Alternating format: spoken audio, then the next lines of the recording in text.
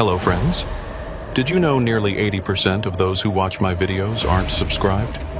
If you enjoy these stories, please hit that subscribe button and leave a like. It really helps. Thank you for being here. By the way, where are you watching from? Let me know in the comments. The Kansas plains stretched endlessly before Bartholomew's windshield that October night in 2021. Nothing but wheat stubble and darkness for miles in every direction. He'd been hauling freight across these desolate highways for nearly 2 decades, but something about this particular run felt different from the moment he'd left the distribution center in Wichita. The cargo manifest showed 40,000 pounds of electronics equipment bound for Denver, and dispatch had insisted on the rural route through western Kansas instead of the usual Interstate 70 corridor. Bartholomew adjusted his worn baseball cap and took another sip of lukewarm coffee from his thermos, the bitter taste doing little to shake the unease that had settled in his stomach 3 hours into the drive.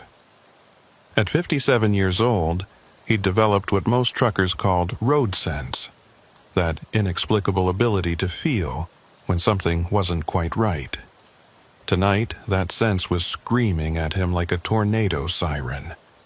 The CB radio crackled with static, occasionally picking up fragments of conversation from other drivers somewhere out in the darkness. But for the most part, Highway 50 through western Kansas was living up to its reputation as one of the loneliest stretches of asphalt in America. Nothing but empty fields, abandoned farmhouses, and the occasional grain elevator breaking the monotony of the horizon. It was approaching midnight when Bartholomew first noticed the headlights in his mirrors. 2 sets, maintaining a steady distance about a quarter-mile back. Not unusual in itself. Plenty of traffic moved through these parts at night. Mostly other truckers trying to make good time while the roads were clear. But these vehicles weren't trucks. From what he could tell in the darkness, they looked like SUVs, maybe Suburbans or Tahoes, running close together like they were traveling as a unit. He'd been watching them for the past 20 minutes, and they'd matched his speed perfectly. When he pushed the Peterbilt up to 75, they stayed right with him. When he eased back to 65 to test them, they fell back accordingly, maintaining that exact same distance. Professional drivers didn't behave that way. You either passed or you fell back to your own comfortable speed. You didn't shadow another vehicle for miles unless you had a reason. The nearest town was still 30 miles ahead, a little place called Cimarron that would be buttoned up tight at this hour anyway. Behind him was nothing but 60 miles of empty highway back to Dodge City.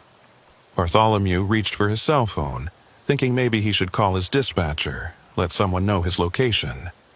But out here in the dead zone of western Kansas, the signal bars showed nothing. The phone was as useful as a paperweight. He tried the CB again, switching to channel 19, the standard trucker frequency. Breaker 19, this is Big Bar westbound on Highway 50, about 40 miles east of Cimarron. Anybody got their ears on? Static whispered back at him.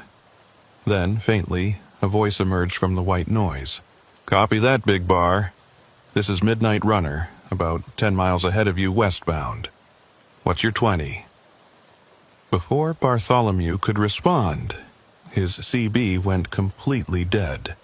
Not static, not interference, just absolute silence. Like someone had pulled the plug. He reached down and checked the connections, but everything was secure. The radio had power. The channel display still glowed green, but it was like the antenna had been severed or jammed. The headlights behind him suddenly accelerated, closing the distance rapidly. Bartholomew's hands tightened on the steering wheel as he watched them split apart, one set moving into the left lane to come alongside him. As the first SUV pulled even with his cab, he got a good look at it in the amber glow of his running lights. Black Suburban, windows tinted so dark he couldn't see inside. No license plate on the front, which wasn't required in Kansas, but something about the vehicle's aggressive positioning made Bartholomew's military training from 35 years ago kick in. The Suburban maintained position right beside him, matching his speed exactly. The second one had moved up close behind his trailer, probably no more than 10 feet off his bumper. Classic boxing maneuver. They were trying to control his movement, limit his options. But why? The electronics in his trailer were valuable, sure, but not worth this kind of coordinated effort. Unless they knew something he didn't about what he was actually hauling. A third set of headlights appeared in his mirrors, coming up fast from behind. This one was different. High-mounted lights that suggested a pickup truck rather than an SUV. It weaved between lanes as it approached, the driver obviously in a hurry. For a brief moment, Bartholomew felt relief.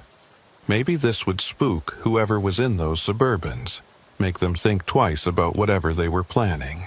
The pickup truck, a heavy-duty Dodge Ram from what Bartholomew could see, suddenly swerved hard into the left lane and accelerated past the trailing Suburban. But instead of continuing past, it pulled directly in front of the SUV that was running alongside Bartholomew's cab. Brake lights flared red in the darkness as the pickup slowed dramatically, forcing the Suburban to hit its brakes hard to avoid a collision. Bartholomew didn't need a better invitation.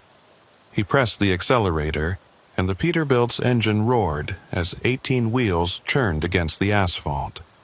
The big rig surged forward, breaking free from the box formation. In his mirrors, he saw the Suburban that had been tailgating him swerve to avoid the sudden acceleration of his trailer. The pickup truck continued to run interference, weaving between lanes to block the SUVs from regaining their position.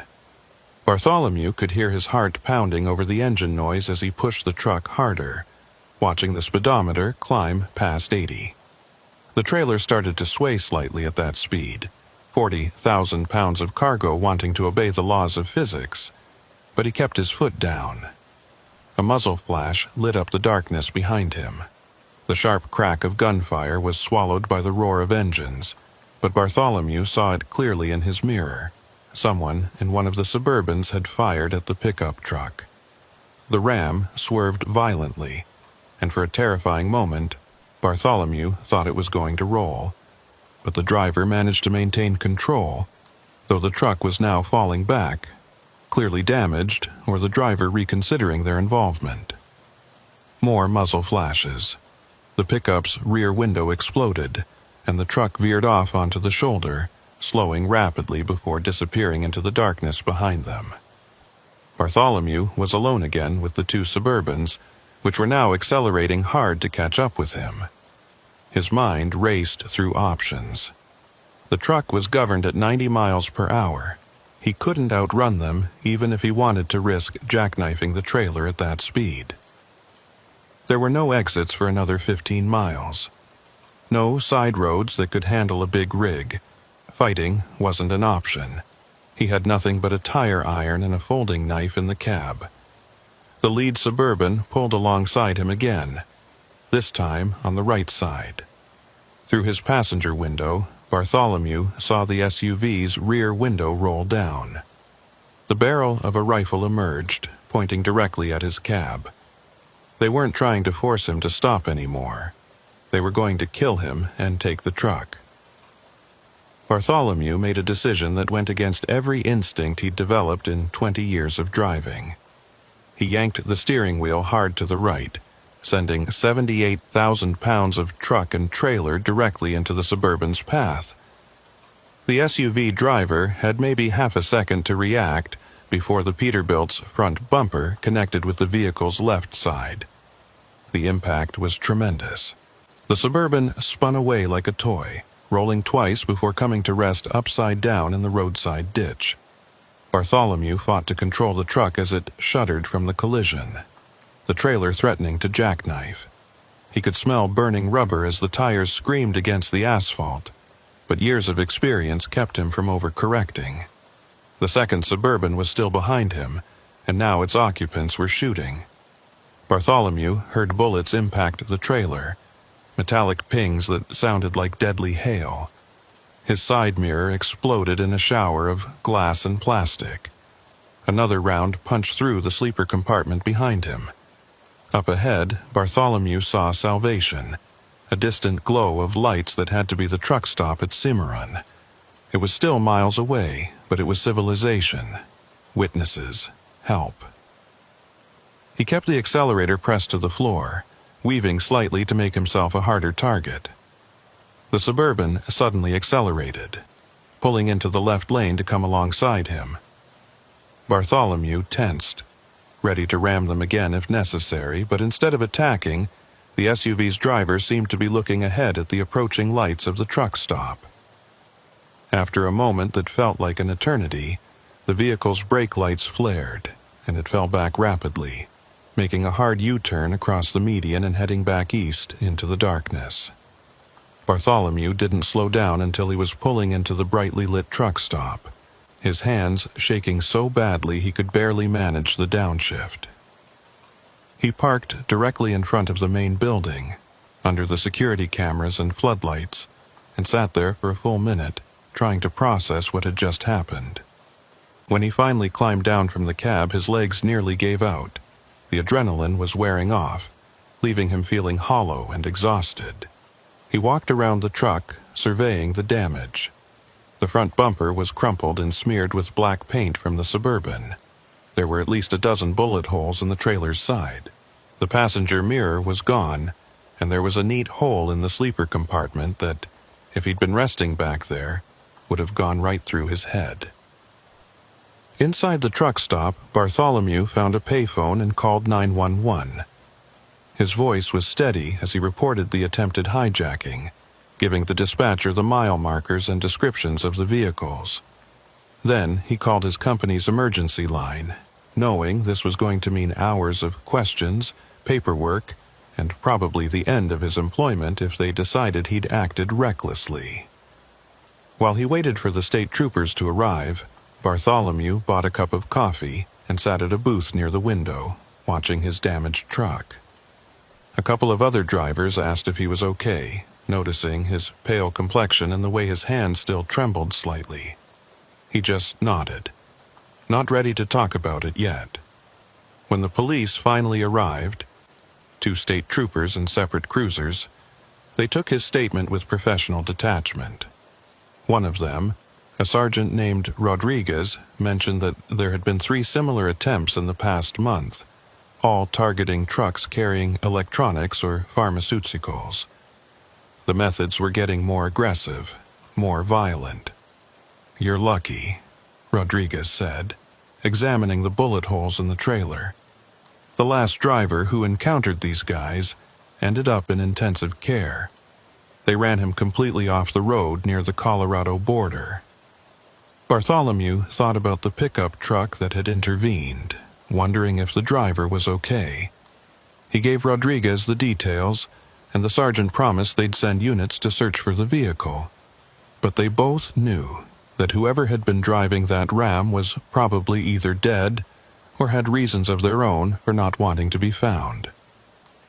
The investigation took 3 hours. The troopers photographed everything, took samples of paint transfer from the collision, and tried to recover bullet fragments from the trailer. They found the overturned Suburban about 8 miles back, abandoned and stripped of any identifying information. No plates, no registration, no personal items. Professional criminals who knew how to disappear. As dawn broke over the Kansas plains, Bartholomew was finally cleared to continue his delivery. The company had sent another driver to take over, insurance liability and all that, but Bartholomew insisted on riding along. He needed to see this through, needed to prove to himself that he could still do this job. The replacement driver, a young guy named Tommy, kept glancing at Bartholomew during the remaining drive to Denver, clearly in awe of the older man's survival story. But Bartholomew just stared out at the passing landscape, thinking about how close he'd come to becoming another statistic on a lonely highway.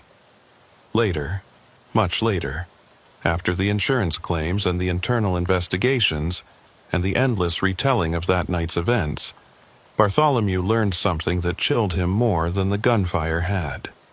The electronics in his trailer weren't just consumer goods. Hidden among the legitimate cargo were several crates of military-grade communication equipment that had been reported stolen from a National Guard armory in Missouri. His company claimed they had no knowledge of the stolen goods, that someone must have infiltrated their supply chain. The FBI got involved, tracking the shipment back through a complex web of shell companies and false documentation. But they never found the people behind it all, the ones who had sent those Suburbans after Bartholomew that night. The pickup truck driver was never found either.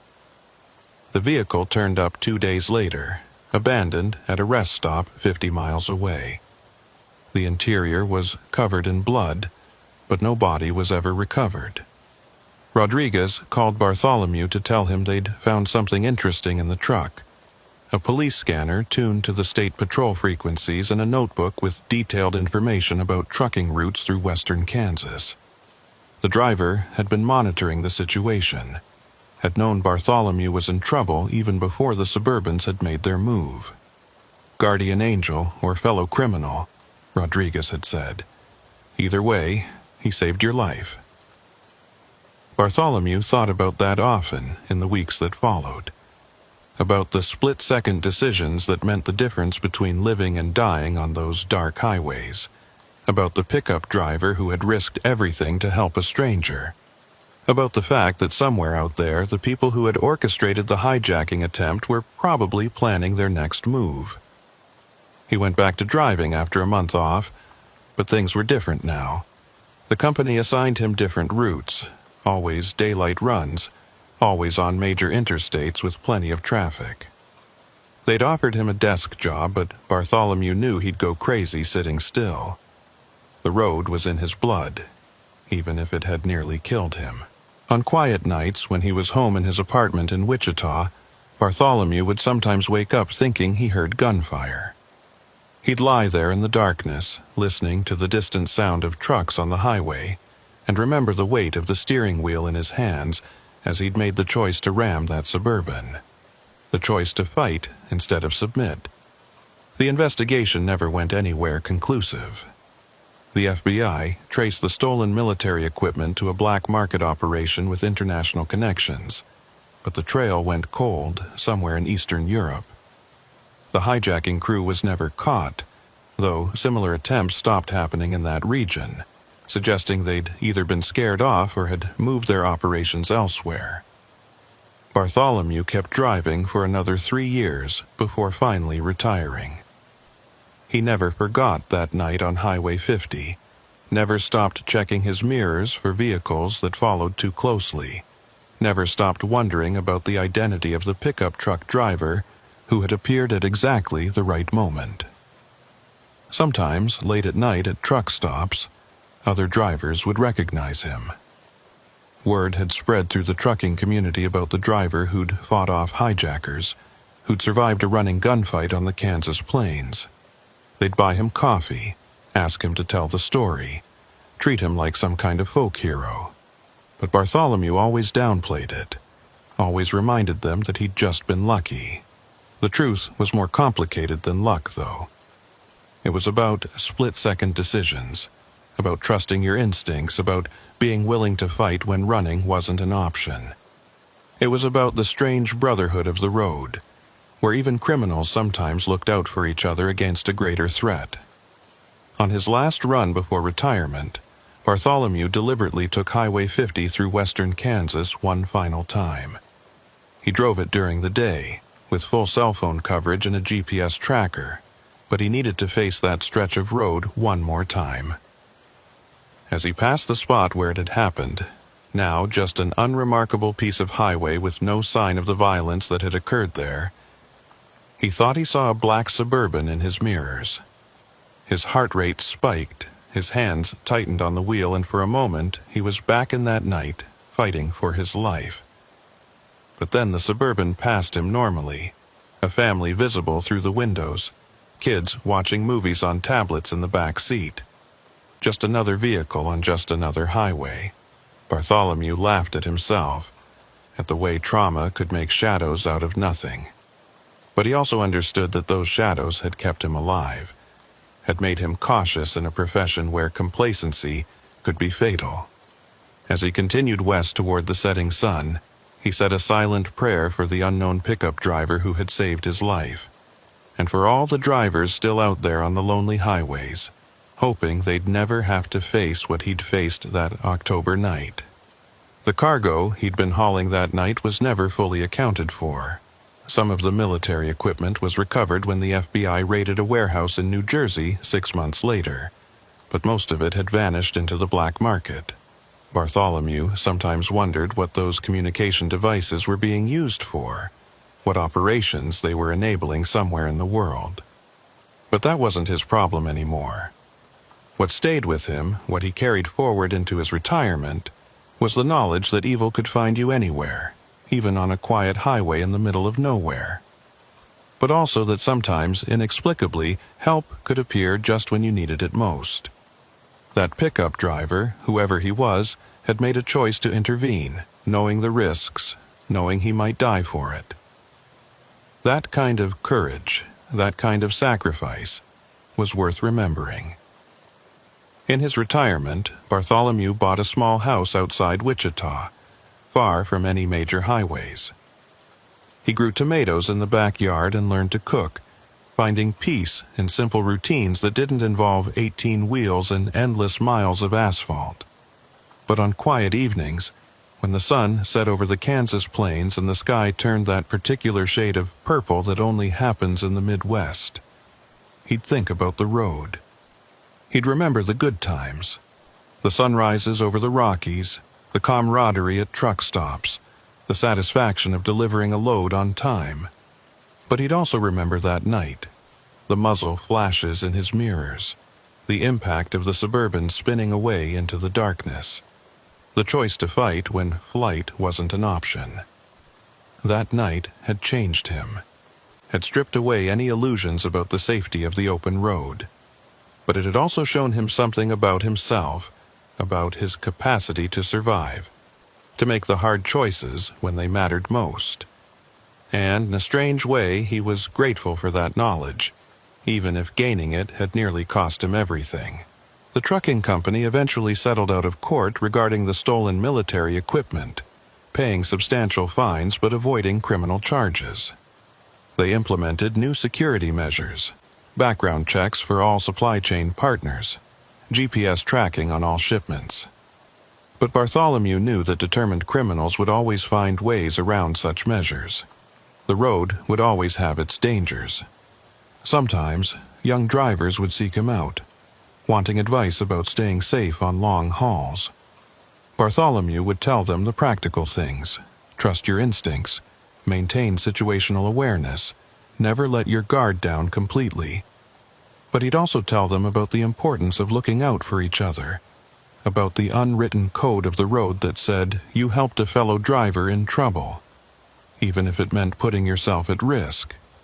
That pickup driver, he'd say, whoever he was, he didn't have to get involved. Could have just called it in to the police and kept driving, but he chose to act, chose to put himself between me and those hijackers. That's what separates us from them. We look out for each other out there. The young drivers would nod, thinking they understood, but Bartholomew knew they couldn't really grasp it until they'd been tested themselves, until they'd faced that moment when they had to decide whether to be a victim or a fighter, whether to help or hide. 3 weeks before his retirement, Bartholomew had agreed to train a rookie driver named Samuel. The kid was 23, fresh out of trucking school, all eager energy and textbook knowledge with no real understanding of what the road could throw at you. They were running a simple route from Wichita to Oklahoma City, hauling agricultural equipment, nothing that should attract the wrong kind of attention. Samuel had heard the stories about Bartholomew, of course. Every driver in the company knew about the Highway 50 incident. The kid kept stealing glances at the older man, probably trying to reconcile the quiet, methodical driver beside him with the legend who'd fought off armed hijackers. Bartholomew didn't encourage the hero worship. If anything, he tried to temper it with reality. "The thing you need to understand," Bartholomew told him as they rolled through the darkness south of Wichita, "is that most of the time the job is boring, monotonous. The danger comes when you let that monotony make you complacent." They were on Highway 35, a decent stretch of road with moderate traffic even at night. Samuel was driving, Bartholomew observing from the passenger seat, occasionally offering corrections to the younger man's technique. The kid was actually pretty good. Smooth with the gear changes, maintained proper following distance, checked his mirrors regularly. But there was a tension in his shoulders, a white knuckle grip on the wheel that showed his nervousness. "Relax," Bartholomew said. "You're doing fine. The truck isn't going to suddenly turn into a wild animal. Trust the machine. Trust your training." Samuel nodded, loosening his grip slightly. "It's just, being out here at night, knowing what happened to you, it makes me think every car might be..." "Might be what? Full of hijackers?" Bartholomew shook his head. "You can't think that way. You'll drive yourself crazy. Stay alert, yes. Trust your instincts, absolutely. But don't see enemies where there aren't any." The irony of those words would hit Bartholomew later, when he replayed the events that followed. Because even as he was telling Samuel not to be paranoid, his own instincts were starting to ping. There was a van that had been behind them for the last 30 miles, maintaining a steady distance. Not suspicious in itself, but something about its position, the way it moved, reminded him uncomfortably of that night 3 years ago. He didn't mention it to Samuel. No point in making the kid more nervous than he already was. Instead, Bartholomew casually adjusted his mirror to get a better look at the vehicle. A white panel van, the kind contractors or delivery services used. No visible markings, windows too dark to see inside. Could be completely innocent. Probably was. But then he noticed something that made his stomach tighten. The van's headlights had that same quality he remembered from the Suburbans. High-end, probably aftermarket, giving off a distinctive blue-white light that was almost too bright for legal standards. The kind of modification someone made when they expected to do a lot of nighttime driving. Or nighttime hunting. "Samuel," he said, keeping his voice casual, "take the next exit. I want to show you something about managing fuel consumption." The kid glanced at the fuel gauge, which showed 3/4 full. "But we just filled up an hour ago. Trust me, this is important." Samuel put on his turn signal, and Bartholomew watched the van in his mirror. It continued straight, not following them off the exit. He felt his shoulders relax slightly. Maybe he was being paranoid after all. 3 years of looking over his shoulder had made him see threats everywhere. They pulled into a small truck stop, mostly empty at this hour. A couple of other rigs were parked in the back, drivers probably catching some sleep. Bartholomew had Samuel park near the building, under the lights. "What are we really doing here?" Samuel asked, once they'd stopped. Bartholomew considered lying, maintaining the fuel consumption excuse. But the kid deserved to know what to look for. "There was a van following us. Probably nothing, but I wanted to check. This is part of the job, too, knowing when to trust your gut."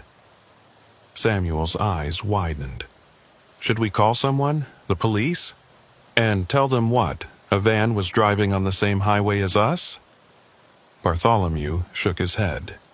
"No, we wait a few minutes, then get back on the road. If we see it again, then we worry." They sat in the cab for 15 minutes, Bartholomew using the time to quiz Samuel on pre-trip inspection procedures. Normal training stuff, but his eyes kept drifting to the parking lot entrance, watching for that white van. It never appeared. When they got back on the highway, Bartholomew took over driving. He told Samuel it was part of the training, showing him how to handle the rig in different conditions, but really he wanted to be in control if something happened. The kid didn't argue, seeming relieved to be in the passenger seat. For the next hour, everything was normal. Traffic was light, the weather was clear, and there was no sign of the white van. Bartholomew started to relax, thinking maybe he'd overreacted. But then, just as they were passing through a particularly desolate stretch near the Oklahoma border, he saw them again. Not just the van this time. 2 vehicles coming up fast from behind. The van and a dark pickup truck moving in coordination. The same kind of formation he'd seen 3 years ago. "Samuel," he said quietly, "I need you to stay calm. We might have a problem." The kid turned to look back, and Bartholomew saw his face go pale in the dashboard lights. Is this? Maybe, maybe not. But I need you to do exactly what I tell you." Bartholomew reached for the CB radio, switching to channel 19. "Breaker 19, this is Big Bar southbound on 35, mile marker 78. Looking for a radio check, come back." A voice crackled back immediately. "Hey there, Big Bar. This is Temperance, running about 5 miles behind you. Everything okay up there?" Bartholomew frowned. The voice was female, which wasn't unusual. Plenty of women drove trucks. But something about the timing, the fact that someone was exactly where they'd need to be to help, felt off. Still, he couldn't afford to be choosy about potential allies. "Temperance. I've got 2 vehicles running up on me fast, looking like they might be planning something unfriendly. White panel van and a dark pickup. You might want to hang back." "Negative, Big Bar. I'm heading your way. Nobody messes with fellow drivers on my watch. Give me 3 minutes." The van and pickup were closing fast now, maybe 100 yards back. Bartholomew could see them clearly in his mirrors, running without any attempt at subtlety. The pickup moved into the left lane, accelerating to come alongside. "Samuel, there's a pistol in the glove box," Bartholomew said. "It's loaded. Safety's on. I want you to have it ready, but don't show it unless I tell you to." The kid's hands shook as he retrieved the weapon, a Glock 19 that Bartholomew had started carrying after the first incident. Having it in the cab was technically legal with his concealed carry permit, but company policy forbade it. Right now, Bartholomew didn't care about company policy. The pickup pulled even with the cab, and Bartholomew could see the passenger window rolling down. A man leaned out, pointing something at them. Not a gun. It looked like some kind of electronic device. "He's got a jammer," Bartholomew realized, just as a CB radio died, filling the cab with static. The bastards were using the same tactics as before, cutting off communications before making their move. The van accelerated past them on the right, using the shoulder to get around the trailer. Bartholomew watched it pull back into the lane about 50 yards ahead and start to slow down. They were going to box him in, force him to stop. But this time, Bartholomew was ready for it. "Hold on," he told Samuel, then reached for the engine brake. The Jake brake engaged with its characteristic rattling roar, and the big rig immediately started slowing. The pickup, caught off guard, shot past them. The van ahead continued slowing, but now there was space. Options. Bartholomew saw an emergency vehicle turn around in the median, the kind used by state troopers to reverse direction. Without hesitation, he yanked the wheel left, sending the truck into a controlled skid across both lanes toward the median. Samuel let out a strangled cry as the truck tilted, threatening to tip. The trailer swung wide, and for a moment Bartholomew thought he'd miscalculated, that they were going over. But the weight distribution held, and they bounced through the median in a cloud of dust and flying grass. They emerged on the northbound side of the highway facing the wrong direction, but moving away from their attackers. Bartholomew could see the van and pickup in his mirrors, brake lights flaring as they tried to figure out what had just happened. "Holy shit," Samuel breathed. "Holy shit, we just..." "We're not clear yet," Bartholomew said, scanning the road ahead. Northbound traffic was light, but driving a semi the wrong way on a highway was insanely dangerous. He needed to get turned around fast. That's when he saw another set of headlights coming toward them from the north, moving fast, flashing their high beams. For a moment, Bartholomew thought it was just a car warning them about driving the wrong way. Then he realized the lights were too high, too wide apart. It was another truck, a Kenworth from the look of it, and it was slowing down, pulling to the shoulder to give them room to pass. As they drew closer, Bartholomew could see the driver, a woman with short-cropped gray hair, probably in her 50s. She had her window down, and as they passed she gave them a thumbs up. The name on the truck's door was Temperance Trucking, LLC. "That's her," Samuel said. "The one from the radio." Bartholomew watched in his mirrors as Temperance's truck pulled back onto the highway, positioning itself between them and the pursuing vehicles. The van and pickup had made it through the median and were coming north, but now they had 40 tons of Kenworth in their way. There was another emergency turnaround about a mile ahead. Bartholomew took it, getting them back on the southbound side, now heading in the right direction again. Behind them, he could see Temperance's truck weaving across both lanes, blocking any attempt by the van and pickup to pass. The CB radio suddenly crackled back to life. "Big Bar, this is Temperance. These boys just gave up and took an exit. You're clear. Want to tell me what that was all about?" Bartholomew grabbed the mic, relief flooding through him. "Temperance, I owe you a drink and a steak dinner. Where did you come from?" "Been tracking these assholes for 2 weeks," she replied. "They've been hitting trucks all along this corridor. I had a feeling they'd go after you. Heard through the grapevine that you were running this route with a trainee. Figured that made you a target. How did you know about the trainee?" There was a pause. "Let's just say I keep my ears open. Pull off at exit 15. There's a Flying J there. State police are already on their way." Bartholomew glanced at Samuel, who was still clutching the pistol with white knuckles. "Put that away," he said gently. "We're okay now." The kid fumbled the gun back into the glove box, then suddenly turned and vomited into a plastic bag he grabbed from the floor, the adrenaline crash hitting him hard. Bartholomew remembered that feeling from his first incident, the way your body rebels once the danger passes. They made it to the Flying J without further incident. 3 state trooper vehicles were already there, lights flashing. Temperance's Kenworth pulled in right behind them. When she climbed down from her cab, Bartholomew got his first good look at the woman who'd saved them. She was weathered in the way longtime truckers got, with deep lines around her eyes from squinting into the sun.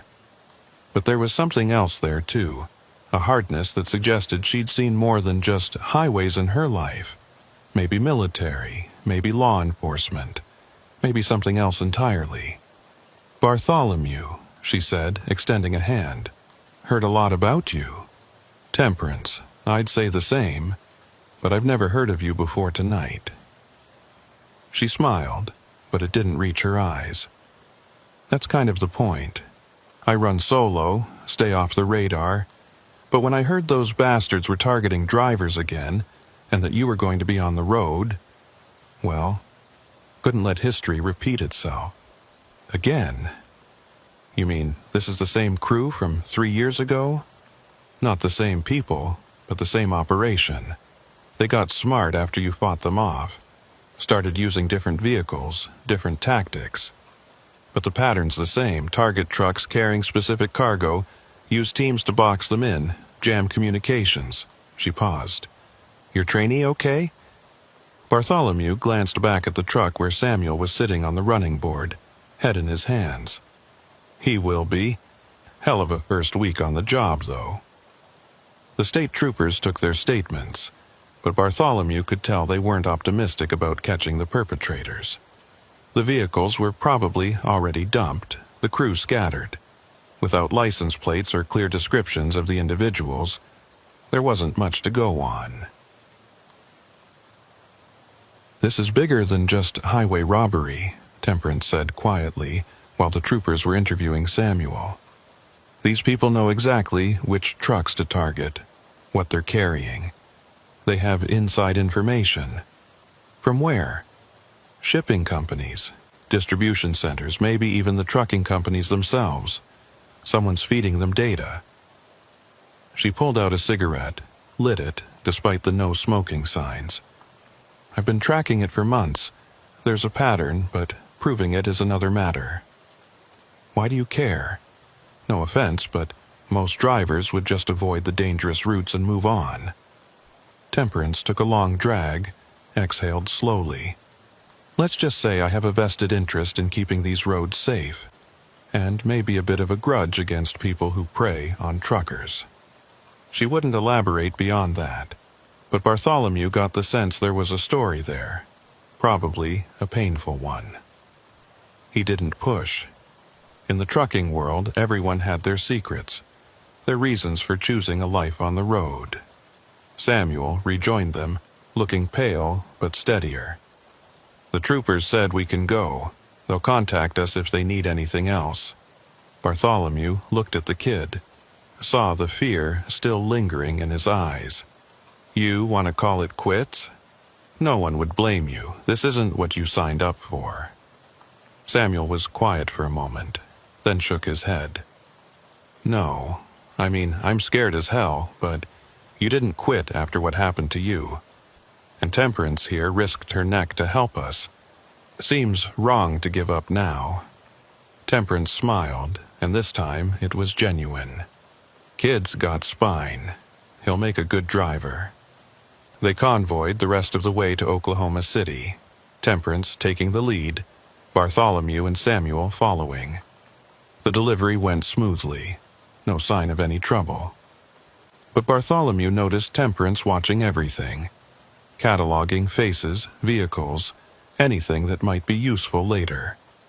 As they were preparing to leave, she pulled Bartholomew aside. "They're not going to stop. These people, whoever's running this operation, they've got too much invested to give up because of a couple of failed attempts. You need to be careful. What about you? I'll keep doing what I do, watching, tracking, occasionally intervening when necessary." She handed him a business card with just a phone number, no name, no company. "If you ever see something, or if you need backup, call this number, day or night." Bartholomew pocketed the card.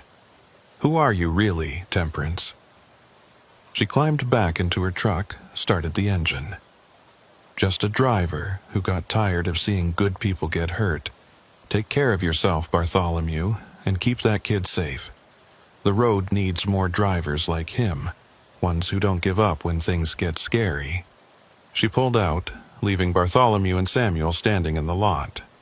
The kid looked at the older man, questions clear in his eyes. "Don't ask," Bartholomew said. "Sometimes on the road, you meet angels. Sometimes you meet devils. And sometimes you meet people who are a little of both. The trick is knowing which one's there to help you." The drive back to Wichita was uneventful, but Bartholomew noticed Samuel watching the mirrors more carefully, paying attention to vehicles that lingered too long behind them. The kid was learning, adapting. The innocence was gone, replaced by the kind of vigilance that might keep him alive. 2 days later, Bartholomew saw a news report about a massive federal raid on a shipping company in Kansas City. 23 arrests, charges ranging from interstate commerce fraud to conspiracy to commit armed robbery. The investigation had apparently been ongoing for years, but someone had provided crucial intelligence that broke the case open. The report didn't mention Temperance, but Bartholomew knew. Somehow, she'd been involved. The timing was too convenient, the target too specific. She'd said she had a vested interest in keeping the roads safe. Now he wondered if she was some kind of undercover agent, or maybe just a vigilante trucker with her own agenda. He never saw her again after that night. The phone number she'd given him went to voicemail whenever he tried it. Just a generic message with no name.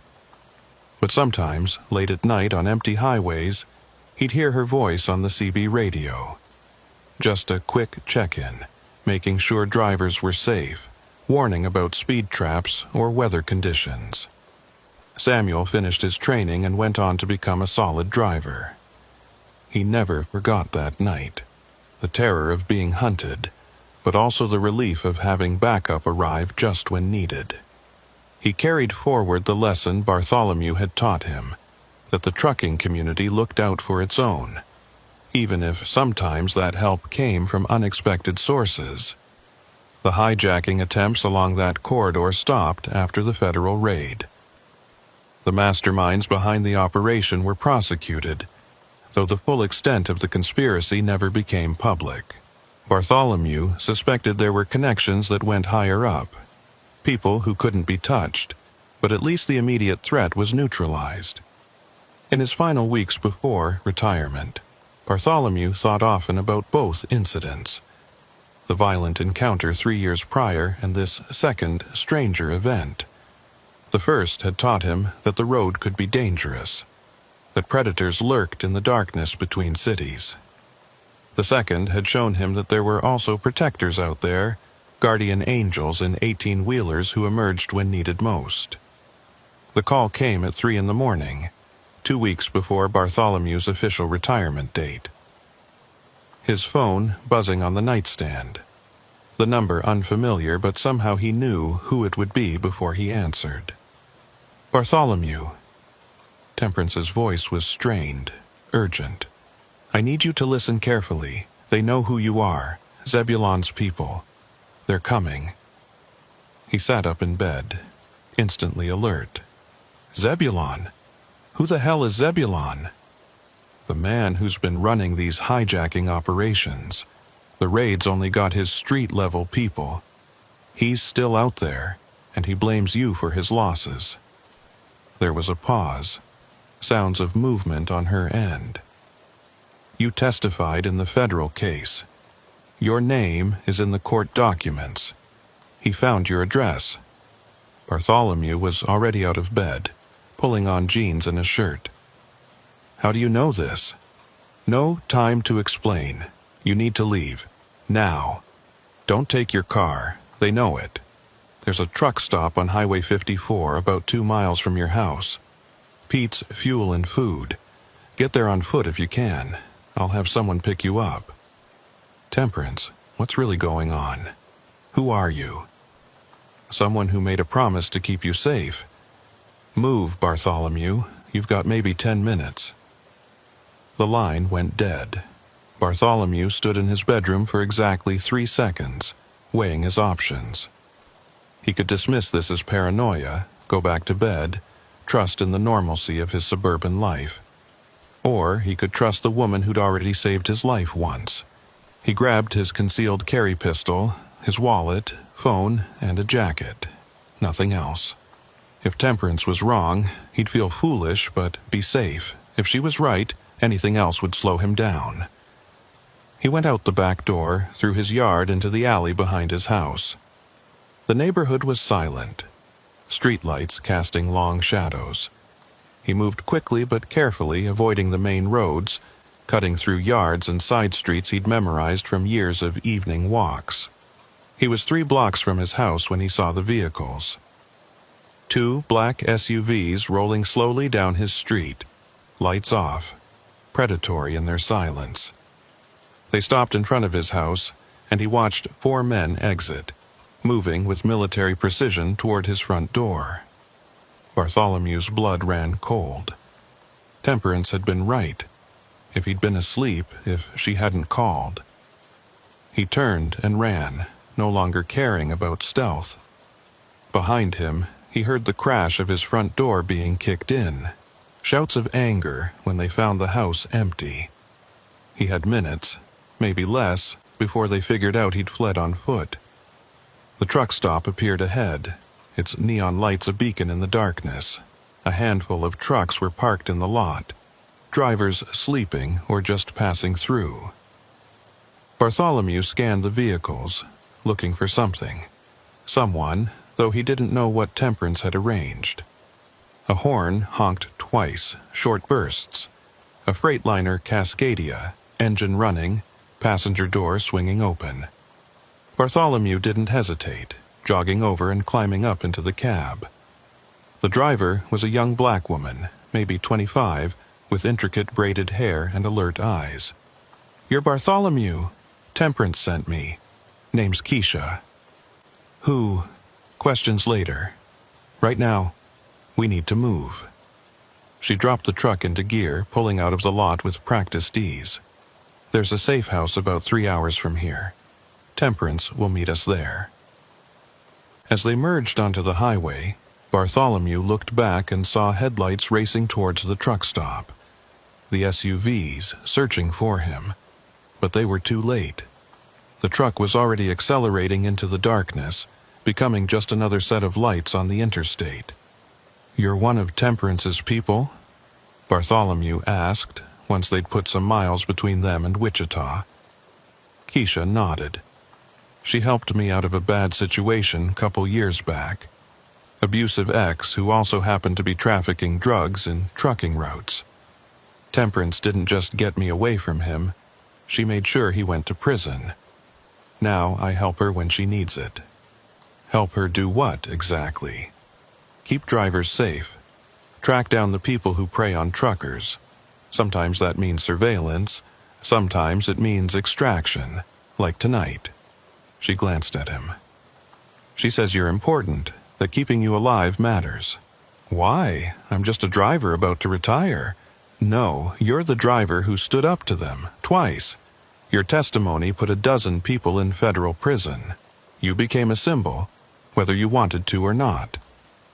Keisha checked her mirrors, a habit Bartholomew recognized. Zebulon can't let that stand. It's not just about revenge.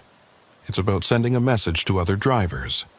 Cooperate with the feds, and this is what happens. They drove through the night, taking seemingly random exits, doubling back twice, making sure they weren't followed. Keisha knew her craft, handling the big rig with a confidence that spoke of years on the road despite her youth. The safe house turned out to be an abandoned truck depot near the Oklahoma border, far from any town. Several trucks were already parked there. Drivers Bartholomew didn't recognize standing guard. They nodded as Keisha pulled in, clearly part of whatever network Temperance had built. Temperance was waiting inside what used to be the dispatch office, maps spread across a table, multiple phones charging on a desk. She looked tired, older than when he'd last seen her, but her eyes were sharp as ever. "Bartholomew, good, you made it." She gestured to a chair. "We need to talk about Zebulon. Starting with who the hell he is." Temperance pulled out a folder, spread photographs on the table. The man in the pictures was unremarkable. Medium height, brown hair going gray. The kind of face you'd forget 5 minutes after seeing it. But his eyes were different. Flat, calculating, devoid of warmth. Zebulon Marsh, former logistics officer for a private military company, got into the criminal side after his discharge. He built the hijacking network using military tactics, treating highways like supply lines to be disrupted. She pointed to another photo, this one showing Zebulon with several other men. He lost over $3 million when the feds raided his operation. Lost his brother, too. Got 25 years. And now he wants me dead. He wants you to suffer first, then dead. Temperance pulled out another document. "We intercepted communications suggesting he was planning to take you to one of his warehouses, make an example of you. Record it, spread it through the trucker network as a warning." Bartholomew felt sick. "How do you have all this information?" Temperance was quiet for a moment. Then she rolled up her sleeve, revealing a tattoo on her forearm. FBI, badge number. Date that suggested she'd been with them for at least 15 years. "Retired FBI?" Bartholomew asked. Officially, yes. Unofficially. Let's say I found retirement boring. She rolled her sleeve back down. I spent 10 years tracking interstate crime rings. Saw how they targeted truckers, how the system failed to protect drivers. So I decided to do something about it. You're running your own operation. A network of drivers, former law enforcement, people who've been victims of these crimes. We share information, provide protection when needed, occasionally feed intel to the authorities when we can do it without exposing ourselves. She gestured to the people visible through the window. Every person here has a story, a reason to fight back. And now I'm part of this? Only if you want to be. But right now, you need our protection. Zebulon has resources, connections. Your house is burned, you can't go back. He'll have people watching your family, your friends, anywhere you might run. Bartholomew thought about the small life he'd built in Wichita. The garden he'd been planning, the quiet retirement he'd earned. All gone now because he'd had the audacity to survive and testify. "What's the plan?" he asked. Temperance smiled grimly. "We're going to end this, but we need to draw him out, make him think he's winning." Over the next 2 hours, she laid out the strategy. Bartholomew would appear to flee, heading west on a predetermined route. They'd leak the information through channels they knew Zebulon monitored. He'd think Bartholomew was running scared, alone, vulnerable. "But you won't be alone," Temperance assured him. "We'll have trucks shadowing you the whole way, ready to intervene. When Zebulon makes his move, we'll be ready. Using me as bait. Using you as bait to catch a predator who won't stop until he's put down." Temperance's expression softened slightly. "I won't lie to you, Bartholomew. It's dangerous.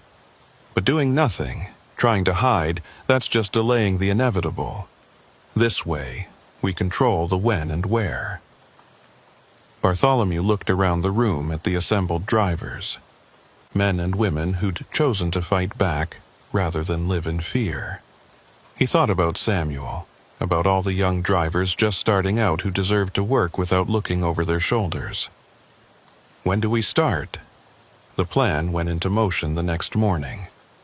Bartholomew took possession of a truck registered under a fake name, loaded with empty boxes that looked like valuable cargo. He started driving west on Highway 50, the same route where everything had started 3 years ago. The first day was uneventful. He stopped at predetermined locations, made himself visible, played the part of a scared man trying to disappear. Temperance's people checked in regularly via burner phones, confirming they were in position. On the second day, he saw them. 3 vehicles maintaining careful distance, rotating positions to avoid detection. But Bartholomew knew the signs now, recognized the patterns. Zebulon had taken the bait. He continued driving, fighting every instinct that told him to run, to deviate from the plan. As the sun set over the Kansas plains, painting the sky blood red, he approached the designated spot, a way station that had been closed for repairs, isolated but with good sightlines. That's when they made their move. The vehicles accelerated simultaneously, no longer hiding their intent. 2 SUVs and a pickup truck, windows down, weapons visible.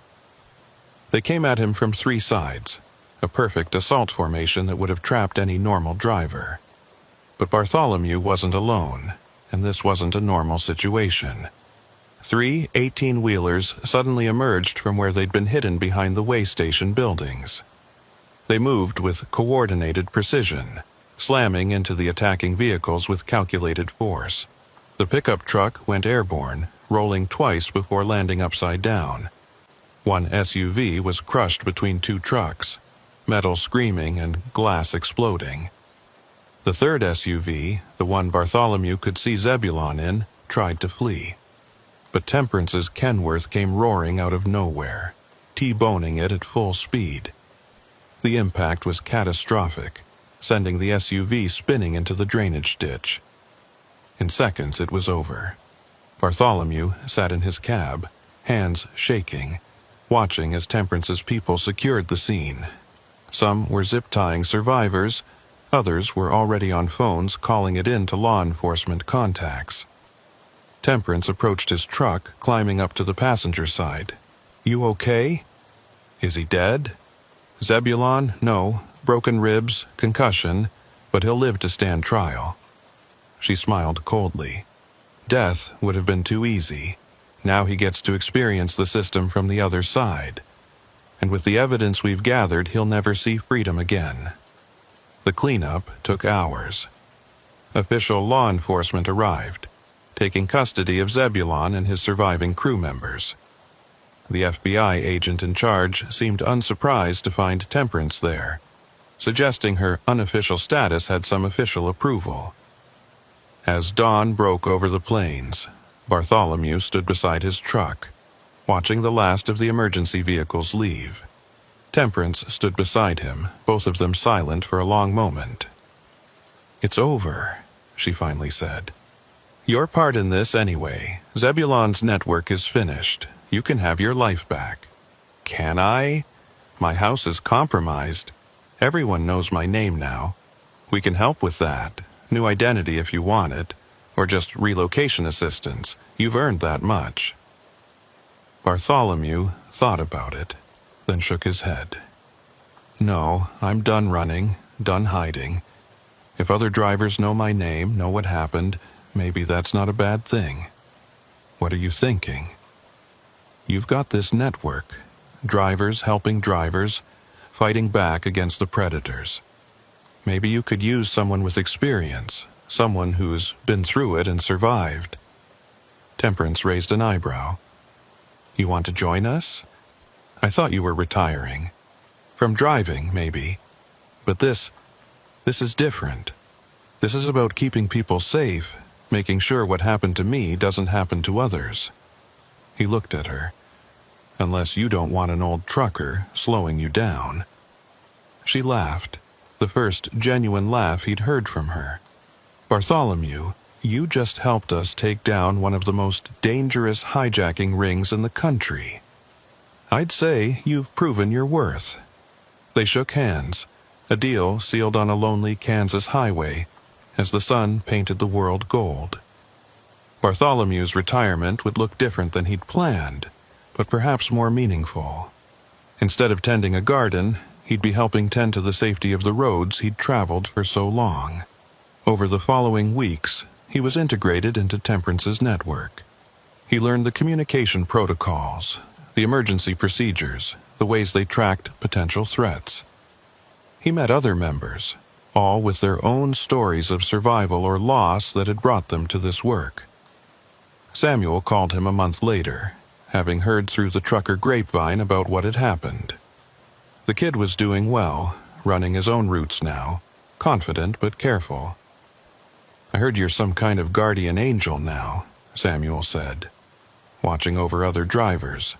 "Something like that," Bartholomew replied. "Just trying to pay forward the help I received." "Well, if you ever need anything, you call me. I owe you that much." After the call, Bartholomew sat in the small apartment Temperance's network had arranged for him, looking at the map on his wall. Red pins marked recent suspicious incidents, potential threats to investigate. Blue pins showed where network members were positioned, ready to respond. His phone buzzed with a text from Temperance. "Got a report of suspicious activity on I-70 near Salina. 3 trucks have reported being followed by the same vehicles. You want to take lead on this?" Bartholomew typed back, "On my way." He grabbed his keys, not to a truck this time, but to an unmarked car equipped with surveillance equipment. His role had evolved from driver to protector, from victim to guardian.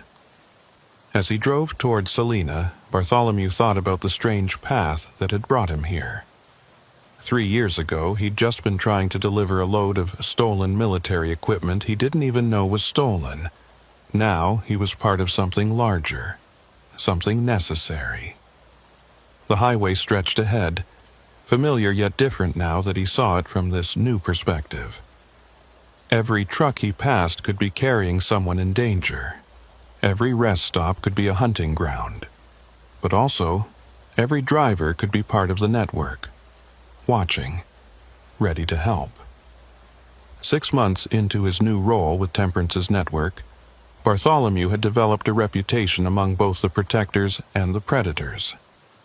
The old trucker who'd survived 2 hijacking attempts had become something of a ghost story himself, the one who watched from the shadows, who appeared when drivers were in trouble. It was a humid September night when everything came full circle. Bartholomew was monitoring communications from a small office they'd set up in an abandoned truck stop near the Kansas-Nebraska border. The space wasn't much. A couple of desks, computers, radio equipment, maps covering the walls, but it served as a nerve center for their section of the network. The call came in just after midnight. A young driver couldn't have been on the road more than a year, voice tight with fear. "This is Kentucky Rose, eastbound on 50 near Kinsley. I've got 2 vehicles following me, matching my speed changes. Been with me for the last 30 miles. Something doesn't feel right." Bartholomew grabbed the radio mic. "Kentucky Rose, this is Guardian Base. Can you describe the vehicles?" 2 pickups, both dark-colored. Can't make out much more in the dark. They're staying back about a quarter mile, but they speed up when I speed up and slow down when I slow down. The pattern was familiar. Too familiar. Bartholomew pulled up the GPS tracking for network members in the area. The nearest friendly truck was 40 miles away. Too far to provide immediate assistance.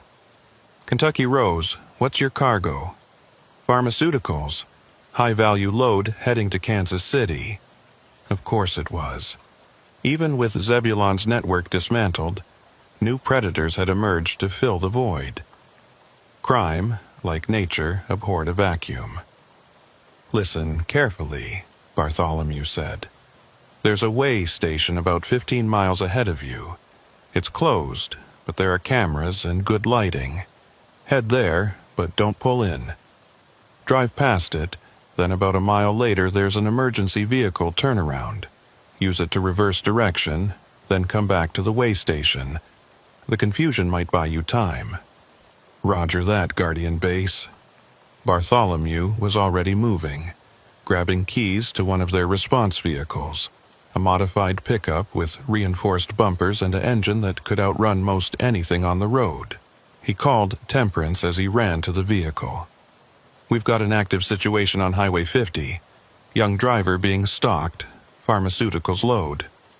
"How far out are you?" 20 minutes if I push it." "That might be too long. I'll redirect Keisha, but she's 30 minutes minimum." Bartholomew started the engine, tires squealing as he pulled out. "Tell Kentucky Rose to keep talking to me. The sound of another voice might help keep them calm." The 20-minute drive felt like hours. Bartholomew pushed the pickup to its limits, engine screaming as he flew down the dark highway. He kept talking to Kentucky Rose. Real name turned out to be Marcus, kid from Louisville trying to make enough money to pay for college. "I did the turnaround like you said," Marcus reported, his voice shaking. "But they followed me through it. They're still there." "How close?" "Closer than before. Maybe 50 yards." They were escalating, getting ready to make their move. Bartholomew pressed harder on the accelerator, watching the speedometer climb past 90. "Marcus, I need you to stay calm. Help is coming. When you get to the way station, pull in but keep your engine running. Park under the brightest lights you can find. What if they follow me in? Then you be ready to move. Your truck loaded heavy?" "Yeah, about 70,000 pounds. "Good. That's your weapon if you need it. Anybody tries to approach your cab, you put it in gear and you move. Don't worry about property damage." Through the radio, Bartholomew heard Marcus's breathing quicken. "They're moving up. Oh God, they're coming alongside me." "Which side?" "Both sides. They're boxing me in." Bartholomew was still 10 miles out. Too far. Marcus, listen to me. You're going to have to do something that goes against every instinct. When I tell you, I want you to hit your brakes hard. Not enough to jackknife, but hard enough to surprise them. I don't know if I can. You can. Trust me. On 3, 1, 2, 3. The sound of squealing brakes filled the radio, followed by Marcus's panicked breathing. It worked. They shot past me, but they're turning around. Good. Now floor it. Get to that way station. Bartholomew crested a hill and finally saw lights ahead. The way station and the distinctive running lights of a semi pulling into it. But he also saw other lights, 2 sets, converging on the location. He grabbed his phone, dialing 911 while driving. This is Bartholomew with the Highway Protection Network. We have an attempted hijacking in progress at the way station on Highway 50, mile marker 163. Armed suspects, driver in danger. The dispatcher started asking questions, but Bartholomew dropped the phone, focusing on driving. He was 5 miles out when he saw Marcus's truck in the way station, the 2 pickups circling it like wolves. Marcus, I'm 3 minutes out. Whatever happens, don't leave your cab. One of the pickups suddenly rammed Marcus's trailer, trying to disable it or force him to stop. The kid did exactly what Bartholomew had taught him. He put the truck in gear and started moving, using the massive vehicle as both shield and weapon. Bartholomew came into the way station at 70 miles per hour, laying on the horn. The 2 pickups scattered, not expecting intervention. He sideswiped one, sending it spinning into the scale house. The other tried to flee, but Marcus, finding his courage, swung his trailer wide, clipping the pickup's rear end and sending it into the ditch. Both vehicles were disabled, their occupants stumbling out, disoriented. Bartholomew positioned his pickup between them and Marcus's truck, standing on the running board with his concealed carry weapon visible but not raised. On the ground, now! Maybe it was his tone. Or maybe they realized their plan had failed catastrophically, but all 4 men, 2 from each pickup, complied. They lay face down on the cracked asphalt as sirens became audible in the distance. When the state troopers arrived, they found Bartholomew and Marcus standing guard over the would-be hijackers. The criminals were arrested, the pharmaceuticals were safe, and another predatory crew was off the roads. As the scene was being processed, Marcus approached Bartholomew. The kid was young, maybe 22, with hands that still shook from the adrenaline. "You saved my life," Marcus said. "How did you know what to do?" Bartholomew looked at the young driver, seeing something of himself from years ago, that innocence about to be tempered by harsh reality. "Because I've been where you were, and someone saved me once, too." "Temperance?" "I've heard the stories. Her and others. The road's full of dangers, Marcus, but it's also full of guardians. You just have to know how to recognize both." Marcus was quiet for a moment. Could I be part of this? The network? I want to help others the way you helped me. Bartholomew smiled. The network was growing, each saved driver potentially becoming another protector. Talk to me after you've got a few more years under your belt. This work isn't for everyone, but the fact that your first instinct is to help others, that's a good sign. Over the following months, the incident with Marcus became another story in the network's growing legend. The pharmaceuticals turned out to be insulin and other critical medications headed to hospitals. The hijackers had inadvertently threatened countless lives beyond just Marcus's. The arrested men eventually gave up information about their operation, leading to more arrests. It turned out they were part of a new syndicate trying to fill the void left by Zebulon's organization. But unlike Zebulon's military precision, these were opportunists, violent but disorganized. Temperance called Bartholomew to a meeting a week after the Marcus incident.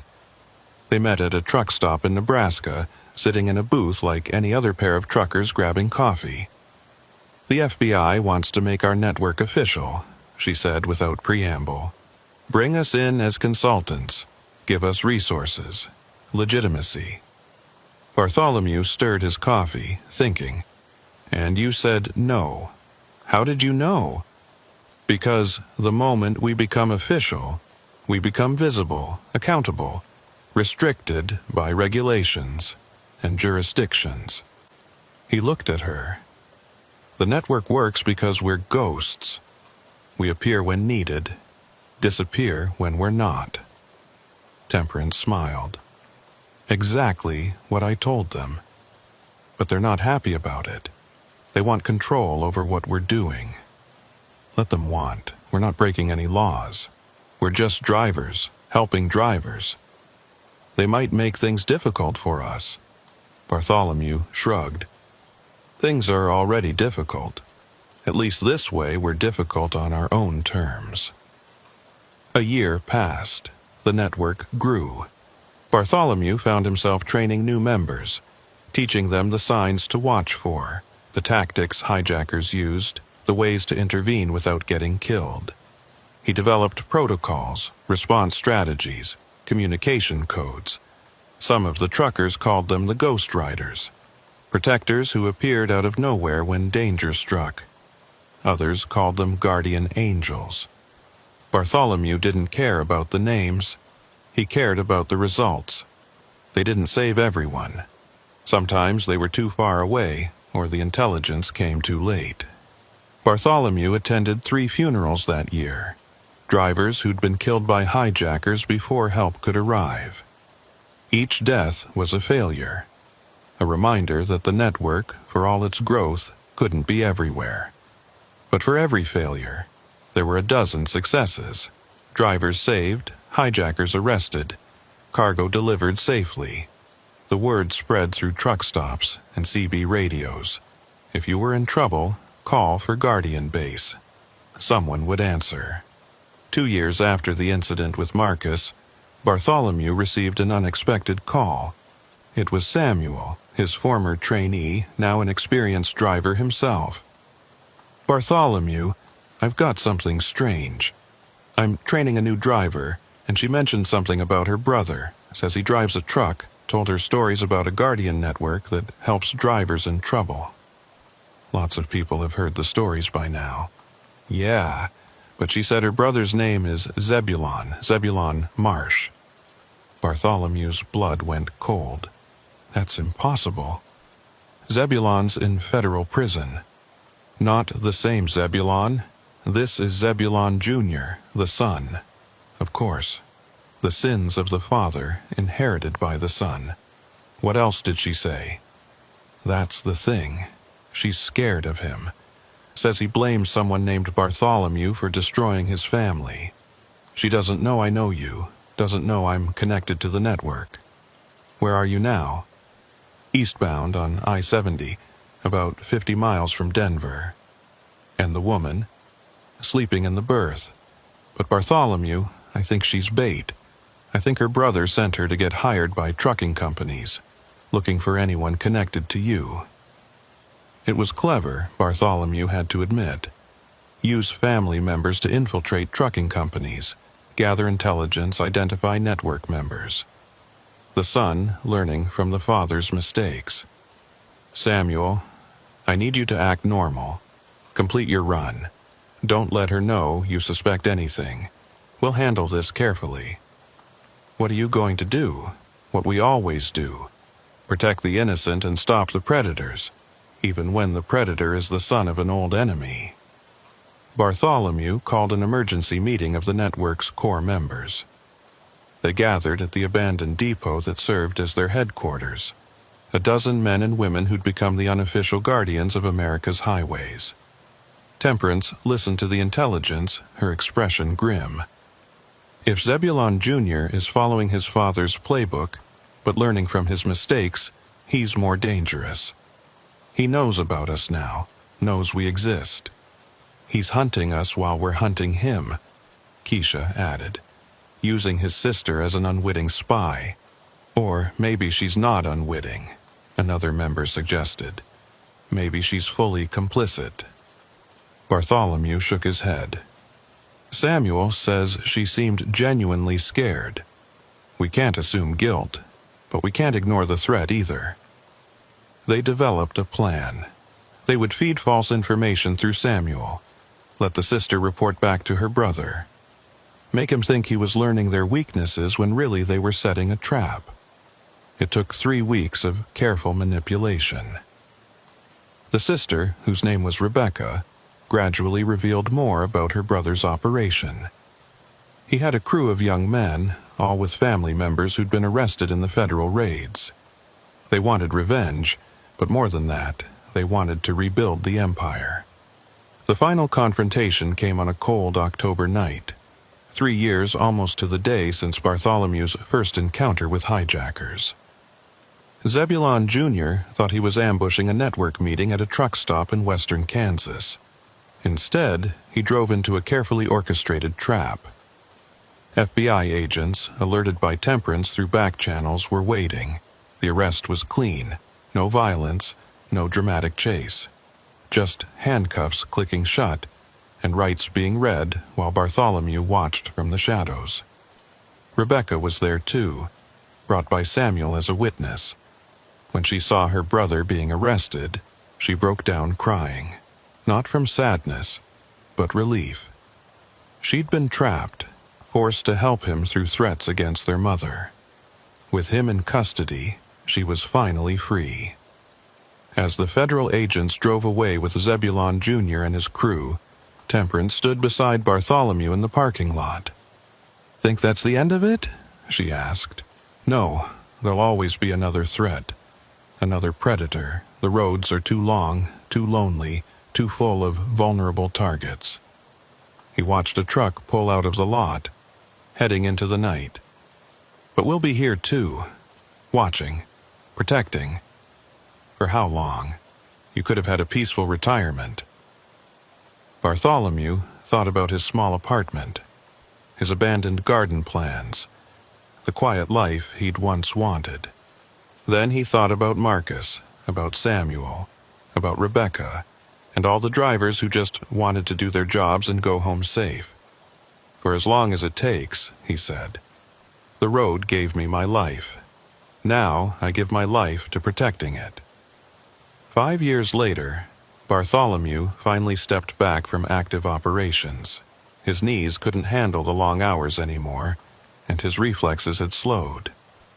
But he didn't leave the network. Instead, he became its historian and trainer, documenting procedures, teaching new members, maintaining the communication systems. The network had grown beyond anything he'd imagined. Hundreds of drivers, former law enforcement and civilian volunteers spread across the country. They had safe houses at major truck stops, emergency response vehicles stationed along dangerous corridors, and a communication system that rivaled official law enforcement. Marcus, the young driver he'd saved years ago, had become one of the network's most effective operators. Samuel ran training programs for new truckers, incorporating safety and awareness training that had probably saved dozens of lives. Even Rebecca had joined, using her inadvertent inside knowledge to help identify potential threats. Bartholomew's last active operation was escorting a high-risk pharmaceutical shipment through Colorado. Nothing happened. The mere presence of network vehicles was enough to deter any potential hijackers. It was almost anticlimactic, but Bartholomew realized that was the point. The network's greatest success wasn't in the dramatic rescues, but in the crimes that never happened because predators knew the Guardians were watching. On his official last day, Temperance organized a gathering at a truck stop in Kansas. Dozens of drivers showed up, people whose lives had been touched by Bartholomew's courage and dedication. They didn't make speeches or hand out awards. They just shared coffee and stories, trucker to trucker, guardian to guardian. As the sun set over the plains, painting the sky in shades of orange and red, Bartholomew stood outside watching trucks roll by on the highway. Each one represented a life, a family, depending on that driver making it home safe. Temperance joined him, both of them silent for a moment. "Any regrets?" she finally asked. "No," Bartholomew said without hesitation. "That night on Highway 50, when those Suburbans came for me, I could have died. Everything since then has been extra time, and I've used it to make a difference. You've saved dozens of lives, directly and indirectly. We all have. That's what the network is. Not heroes, just people looking out for each other." A truck horn sounded in the distance, that lonely sound that had defined so much of Bartholomew's life. But now it didn't sound lonely to him. It sounded like a voice in a conversation, truckers signaling to each other across the darkness that they weren't alone. Bartholomew would continue to work with the network from home, monitoring communications, coordinating responses, training new members via video calls. His body might have retired from the road, but his spirit remained out there on the highways, watching over the drivers who kept America moving. The hijacking attempts continued, would always continue as long as there was valuable cargo to steal, but now the predators knew they weren't hunting helpless prey. Now they knew about the guardians in the shadows, the network of protectors who could appear at any moment. And somewhere out on Highway 50, where it all began, a memorial stood at the site of that first attack. Not an official monument, just a simple marker placed by grateful truckers. It read, "For those who watch over us on the long roads, for those who answer when we call, for the guardian angels of the highway." Bartholomew never visited the memorial. He didn't need to. His memorial was in every truck that made it safely home, every driver who lived to see another sunrise, every predator who thought twice because they knew the guardians were out there. The road had tried to kill him once. Instead, it had given him a purpose that transformed his final years from a quiet retirement into something legendary. He'd become exactly what that unknown pickup driver had been for him all those years ago, a guardian angel appearing in the darkness when all seemed lost. And as he sat in his small apartment, listening to the scanner, ready to coordinate another rescue if needed, Bartholomew knew that his story would continue through others. The network would grow, evolve, adapt to new threats. The guardians would keep watching.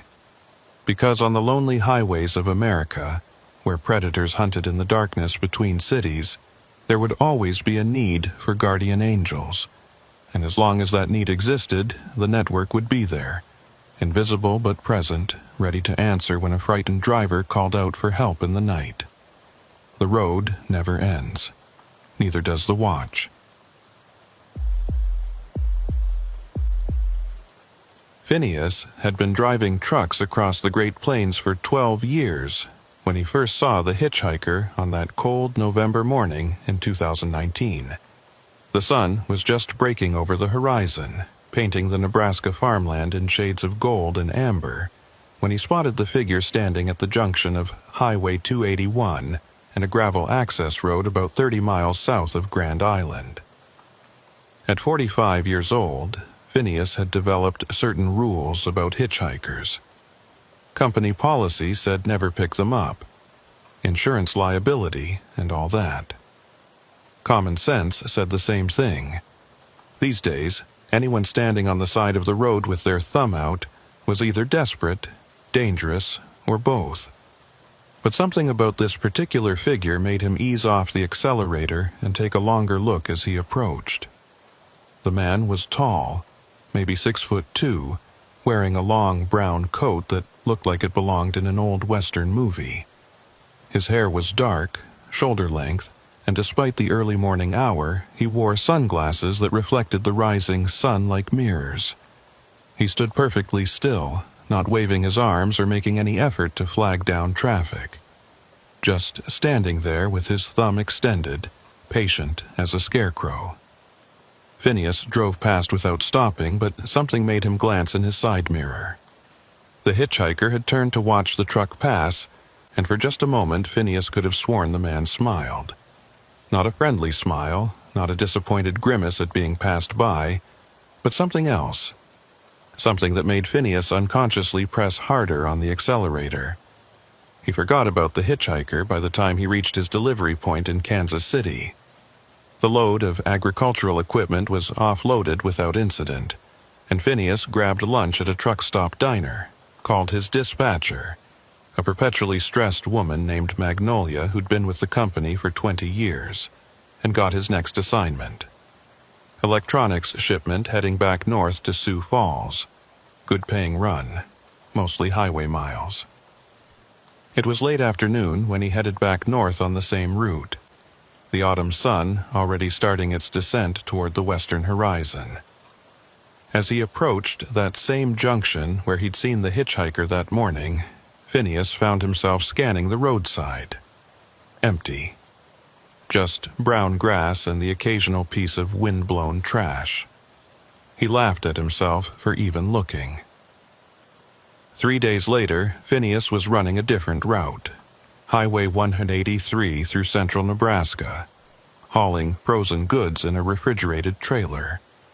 It was around midnight, that dead time when the radio goes quiet and the only company is the white noise of tires on asphalt. He was reaching for his thermos of coffee when his headlights swept across a familiar figure.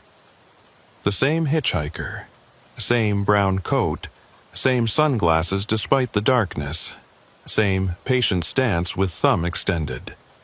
Standing at a crossroads nearly 100 miles from where Phineas had first seen him. This time, Phineas slowed down enough to get a better look. The man's face was pale, almost luminescent in the headlights with sharp cheekbones and a thin-lipped mouth. He didn't look homeless or stranded. His clothes, while unusual, appeared clean and well-maintained. There was no backpack, no sign that suggested a traveler, just the man himself, standing at the crossroads like he was waiting for something specific, or someone specific. As Phineas passed, the hitchhiker raised his other hand in a small wave, not desperate or pleading, but casual, almost friendly. Like he was saying, "See you next time." Phineas grabbed his CB radio, switching to channel 19. Breaker 19, this is Midwest Phantom northbound on 183. Anybody else seeing this hitchhiker out here? Tall guy in a brown coat? Static whispered back for a moment. Then a voice crackled through. Midwest Phantom, this is Knight Rider, about 10 miles behind you. Yeah, I saw him. Weird-looking dude. Been seeing him all week at different spots. Never in the same place twice. All week? Where else? Saw him on Highway 14 near Aurora 2 nights ago. Before that, junction of 30 and 281. Always at crossroads, always at night. Gives me the creeps. Another voice joined the conversation. This is Dakota Dream. I picked him up once. Phineas felt his hands tighten on the wheel. You picked him up? What happened? There was a long pause, then Dakota Dream's voice came back, quieter. Nothing happened. That's what was weird. He sat in complete silence for 50 miles. Never said where he was going, never said thanks when I let him out, just pointed to a crossroads and nodded when we got there. But boys, I had nightmares for a week after. Kept dreaming about crossroads and choices I'd made wrong. Did he threaten you? Phineas asked. No, nothing like that. He just sat there, but it felt like he was studying me, learning me. When he got out, he said one thing, "You're not the one." Then he was gone. The conversation died after that, each driver retreating into their own thoughts. Phineas tried to shake off the unease, focusing on the road, the schedule, anything but the image of that pale face and those mirror sunglasses. A week passed without incident. Phineas ran his regular routes, Omaha to Denver, Denver to Wichita, Wichita back to Omaha. He didn't see the hitchhiker, didn't even hear chatter about him on the CB. Started to think maybe the guy had moved on, found whatever he was looking for. Then came the night that changed everything. It was the last week of November, the night before Thanksgiving. Phineas was hauling a load of frozen turkeys from a processing plant in Norfolk, Nebraska, heading south to distribution centers in Kansas. The weather had turned nasty. Not quite snow, but a freezing drizzle that made the roads slick and visibility poor. He was on Highway 81, about 20 miles north of York, when he saw the accident. Two cars tangled together in the median, steam rising from crumpled hoods, hazard lights blinking weakly. Phineas immediately started slowing down, reaching for his phone to call 911. That's when he saw him. The hitchhiker was standing beside the wreck, that brown coat unmistakable even in the rain. But he wasn't helping the accident victims. He was just standing there, watching, like a spectator at some grim theater. As Phineas's truck approached, the hitchhiker turned and looked directly at him. Even through the rain and darkness, even with those sunglasses, Phineas felt the weight of that gaze. The hitchhiker raised his thumb. Every instinct told Phineas to keep driving. Call 911, report the accident, but don't stop, don't engage. But there were people in those cars who might be hurt, might be dying. He couldn't just drive by.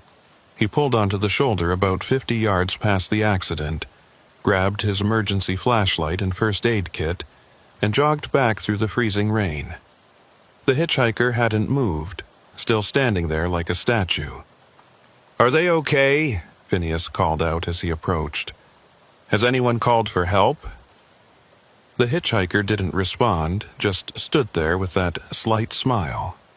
Up close, Phineas could see his own reflection in those sunglasses, distorted, stretched, somehow wrong. Phineas moved past him to the first car. The driver, a middle-aged woman, was conscious but bleeding from a cut on her forehead. "Help is coming," Phineas told her, though he hadn't actually called yet. "Just stay still." The second car held a young couple, both dazed but seemingly uninjured. Phineas was checking them for signs of shock when he realized the hitchhiker had moved. He was now standing directly behind Phineas, close enough that he could feel the man's presence like a cold weight. "You're the one," the hitchhiker said.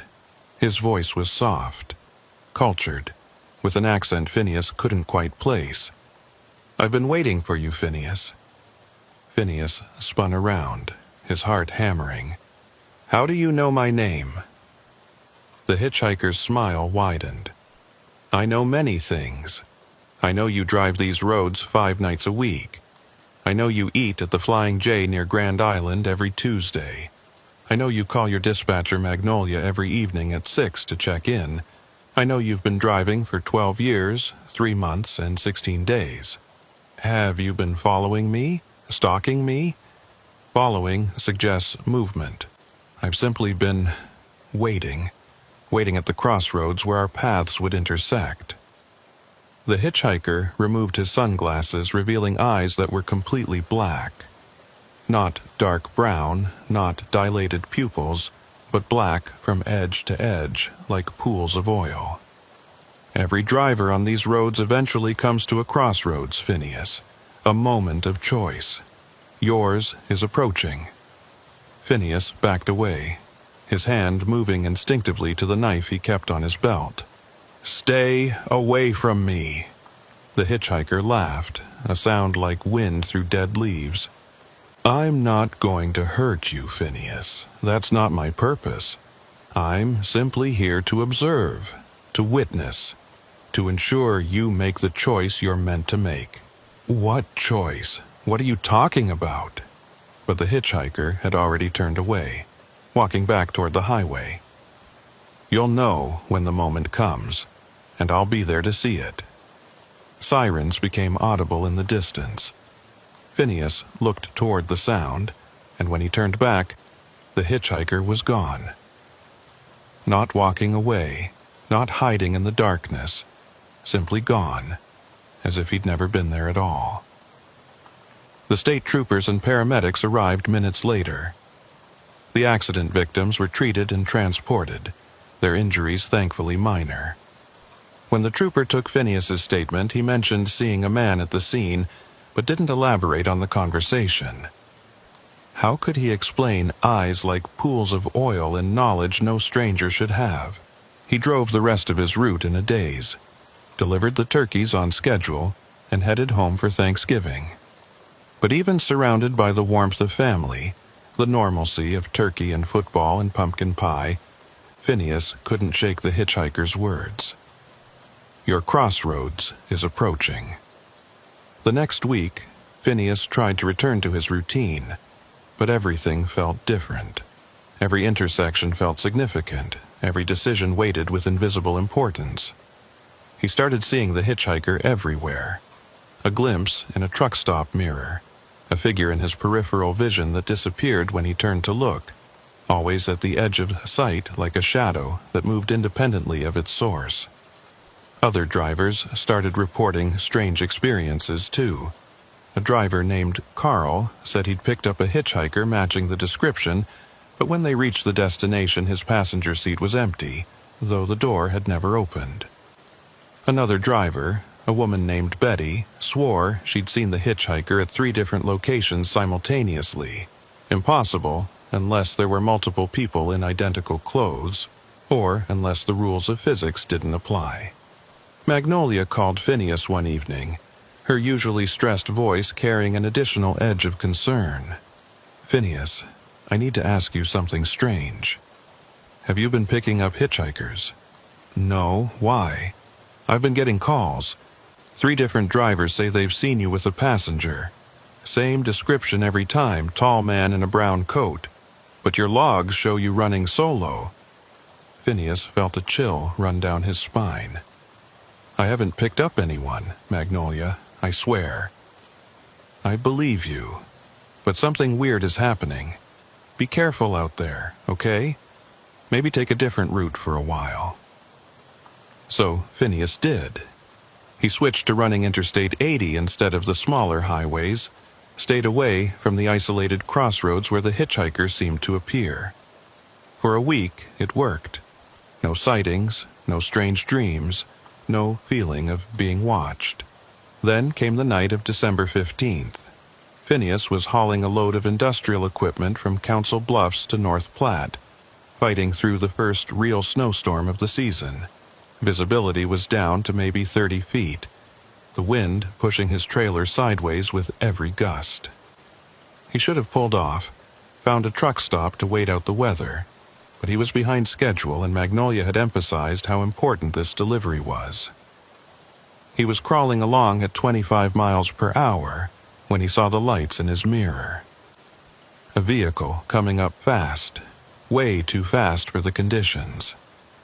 Phineas moved as far right as he safely could, hoping the idiot would pass and become someone else's problem. But the vehicle, a black SUV from what he could tell, didn't pass. It pulled alongside him and matched his speed. Through the passenger window of the SUV, Phineas could see a face. The hitchhiker, no longer in his brown coat but wearing modern clothes, was driving the SUV and looking directly at him. The hitchhiker pointed ahead urgently, mouthing a single word, "Stop." Phineas's first instinct was to ignore him, to keep driving, but something in the hitchhiker's expression, actual concern, maybe even fear, made him hit the brakes. His truck slowed, the trailer fishtailing slightly in the snow, and came to a stop.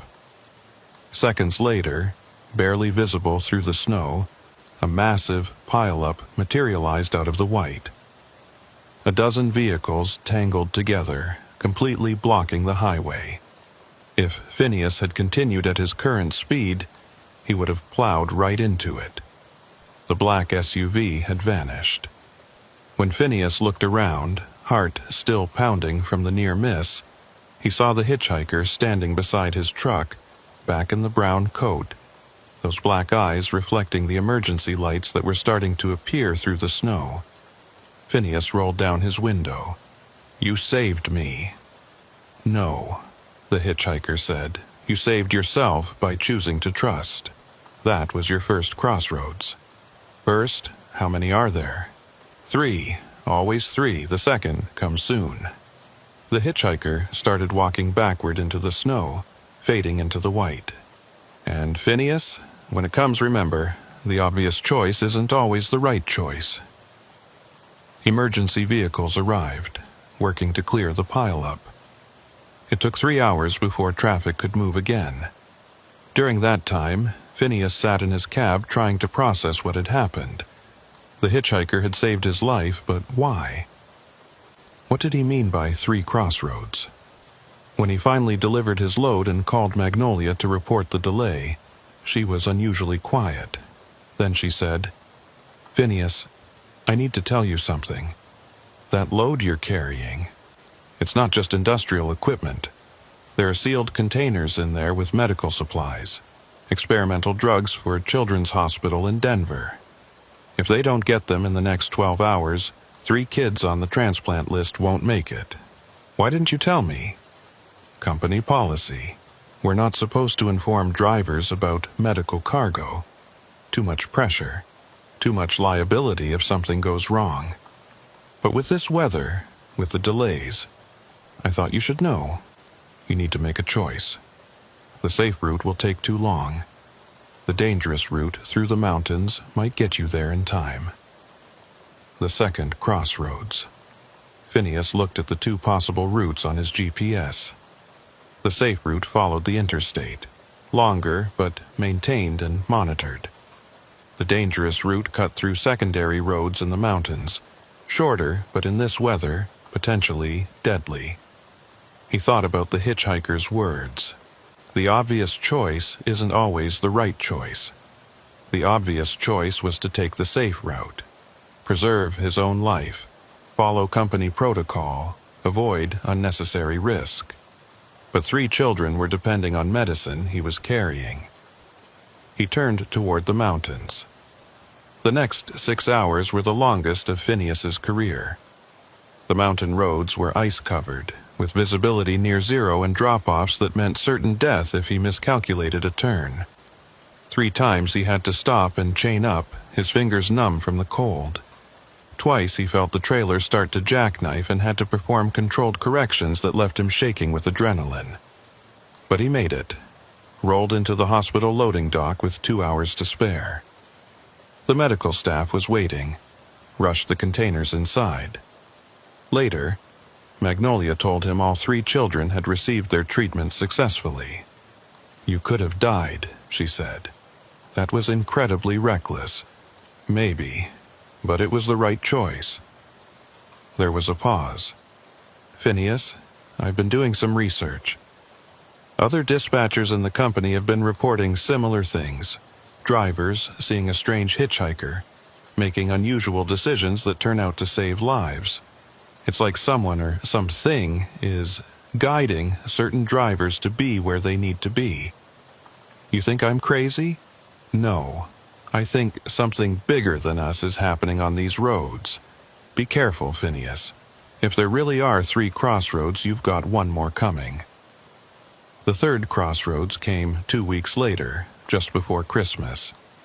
Phineas was deadheading, driving with an empty trailer, back from a delivery in Rapid City. It was a clear night, stars brilliant in the winter sky, the kind of peaceful drive that reminded him why he'd chosen this profession. He was on Highway 385, about 50 miles from the Nebraska border, when he saw the car broken down on the shoulder. It was an old sedan, hood up, hazard lights blinking. A family stood beside it. A man, a woman, and 2 young children, all bundled against the cold. The man was waving desperately as Phineas approached. Everything about it felt wrong. The car looked too conveniently disabled. The family was positioned too perfectly in his headlights. It was the exact kind of setup he'd been warned about in trucker safety meetings. Criminals using fake breakdowns to get drivers to stop in isolated areas. But as he got closer, he saw the children's faces. A boy and a girl, neither more than 10, genuinely shivering in the cold. Their fear wasn't manufactured. He started to slow down, and saw movement in his peripheral vision. The hitchhiker was standing on the opposite side of the road, watching. Not gesturing, not indicating what choice to make, just observing. This was it. The third crossroads. Phineas could keep driving. It was the safe choice, the smart choice. Don't stop for strangers on isolated roads, especially when something feels off. But those children. He pulled over. The moment his truck stopped, everything changed. The man's desperate expression morphed into something harder. He reached into his coat, and Phineas knew with absolute certainty he was going for a weapon. This was an ambush. But before the man could draw whatever he was reaching for, the hitchhiker appeared beside him, simply materialized out of the darkness. Those black eyes seemed to pull in the light from the stars themselves. "No," the hitchhiker said to the man. One word, but it carried weight that seemed to press down on everything around them. The man froze. His family froze. Even the wind seemed to stop. "This one has chosen correctly 3 times, the hitchhiker continued. He chose to trust when logic said not to. He chose to risk his life for children he'd never met. And now he's chosen compassion over safety. He is protected." The hitchhiker turned to the family. "Leave. Now. And know that if you ever attempt this again, on any driver, on any road, I will find you, and I am not always merciful." The family scrambled into their suddenly working car and sped off into the night. Phineas sat in his cab, hands shaking, watching as the hitchhiker approached his window. "Who are you?" Phineas asked. "What are you?" The hitchhiker smiled, and for the first time it seemed genuinely warm. "I have many names. Crossroads Guardian, Road Watcher. Some of your fellow drivers have started calling me Cornelius, though that's not quite right. I exist to test those who travel these paths. Most fail. They choose safety over righteousness, self over sacrifice. But a few, like you, prove that humanity still has heroes." This was all a test? Life is a test, Phineas. Every choice, every crossroads determines who we truly are. You've proven yourself 3 times. Now you're under my protection. The roads will be kinder to you. Dangers will pass you by. And when your time finally comes to leave these highways, it will be peaceful. What about the family? Were they real? Real enough. Desperate people making bad choices. They would have hurt you, perhaps killed you, if I hadn't intervened. But you couldn't have known that for certain when you chose to stop. That's what made it a true test. The hitchhiker, Cornelius, started to fade like a morning mist. "We won't meet again, Phineas, but I'll be watching, and when you see other drivers facing their crossroads, remember, sometimes the greatest danger is in not taking the risk to help." After that night, Phineas's life on the road changed in subtle but unmistakable ways. Traffic seemed to part for him during rush hours. Weather that hammered other drivers would clear just as he approached. Way stations that were stopping every truck would wave him through without inspection. It was as if the road itself had accepted him as one of its own. But with this strange protection came an awareness he hadn't possessed before. He started noticing things. Other drivers in distress, dangerous situations developing before they became critical, and occasionally, just at the edge of his vision, figures standing at crossroads who shouldn't be there. Not Cornelius, but others like him perhaps, watching, waiting, testing. It was 3 weeks after his final encounter with Cornelius when Magnolia called him with unusual urgency in her voice. "Phineas, I need you to take a special run. I know you're supposed to be off for the next 2 days, but this is important." "What's going on?" Remember that weird hitchhiker situation you told me about? Well, one of our drivers is missing. A young guy named Timothy, only been driving for 6 months. His last check-in was 3 days ago on Highway 283 in Nebraska. His truck's GPS went dark shortly after. You think it's connected to the hitchhiker? Magnolia paused. Timothy's mother called our office, said he'd called her the night he disappeared, talking about a man in a brown coat who kept appearing at different places along his route. Said the man knew things about him, personal things. She said Timothy sounded terrified. Phineas felt his blood chill. That doesn't sound like Cornelius. He was strange, even frightening, but not malicious. That's what worries me. What if there are others like him, but not all of them are benevolent? Phineas was already reaching for his keys. Send me Timothy's last known location. I'll head out there now. Phineas, be careful. I'm not supposed to tell you this, but Timothy isn't the first driver to go missing recently. There have been 4 others across different companies, all last seen on remote highways in Nebraska and Kansas. All reported seeing a hitchhiker before they vanished. The drive to Timothy's last known location took Phineas through the night and into the gray dawn of a winter morning. Highway 283 was desolate, even by Great Plains standards, cutting through endless fields of dead corn stalks and abandoned farmhouses that stood like tombstones against the horizon. He found Timothy's truck about 5 miles from where the GPS had cut out, pulled off on a side road that led to an abandoned grain elevator. The rig was intact, no signs of struggle or accident. The driver's door was open, keys still in the ignition, Timothy's wallet and phone on the seat. But Timothy himself was gone. Phineas examined the scene carefully. There were footprints in the dust leading away from the truck toward the grain elevator, but they were strange. Too long, too deep, as if whoever made them was carrying something heavy. Or someone. He followed the tracks to the base of the elevator, a massive, concrete structure that had been abandoned for at least a decade. The loading doors were chained shut, rust bleeding down the walls like dried blood. But there was a smaller door on the side, and it was ajar. Inside, the elevator was a cavern of shadows and decay. Grain dust particles floated in the shafts of light that penetrated through holes in the roof. The air smelled of rot and something else, something organic and wrong. "Timothy," Phineas called out, his voice echoing in the vast space. A sound came from above, footsteps on metal. Phineas looked up to see a figure descending the internal ladder. For a moment, he thought it was Cornelius, but as the figure emerged into a patch of light, he realized it was someone else entirely. This hitchhiker wore the same style of brown coat, but his was stained and torn.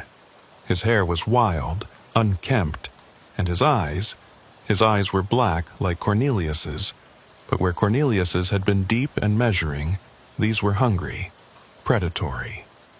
"Another driver," the figure said, his voice rough like gravel. "How delightful. I was just finishing with young Timothy." "Where is he?" Phineas demanded, his hand moving to the knife on his belt. The hitchhiker laughed, a sound that made Phineas's skin crawl. "Above. 3rd level. Still breathing if you hurry, but you won't hurry. You'll stay here with me, and we'll discuss your choices, your crossroads, all the moments where you could have been more than just a driver. You're not like Cornelius." The hitchhiker's expression darkened.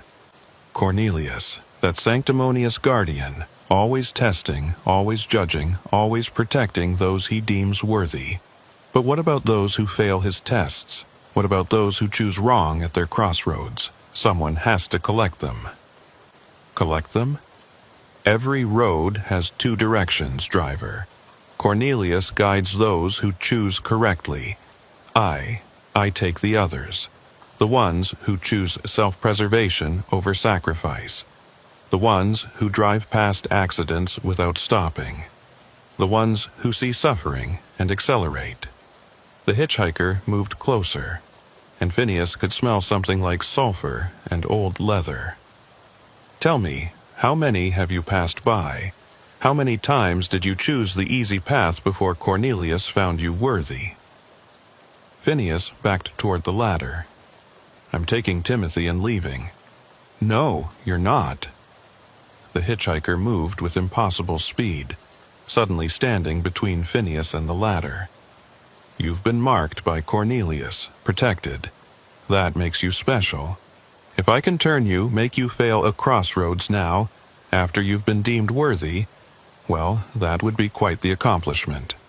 I won't play your games. Oh, but you already are." The hitchhiker gestured to the ladder. "Young Timothy is dying up there. You can try to save him, but I'll make it difficult, or—" He pulled out a set of keys. "You can take these, get in your truck, and drive away. I'll let you go, no consequences. But Timothy dies. Your choice. Your crossroads." Phineas looked at the keys, then at the ladder.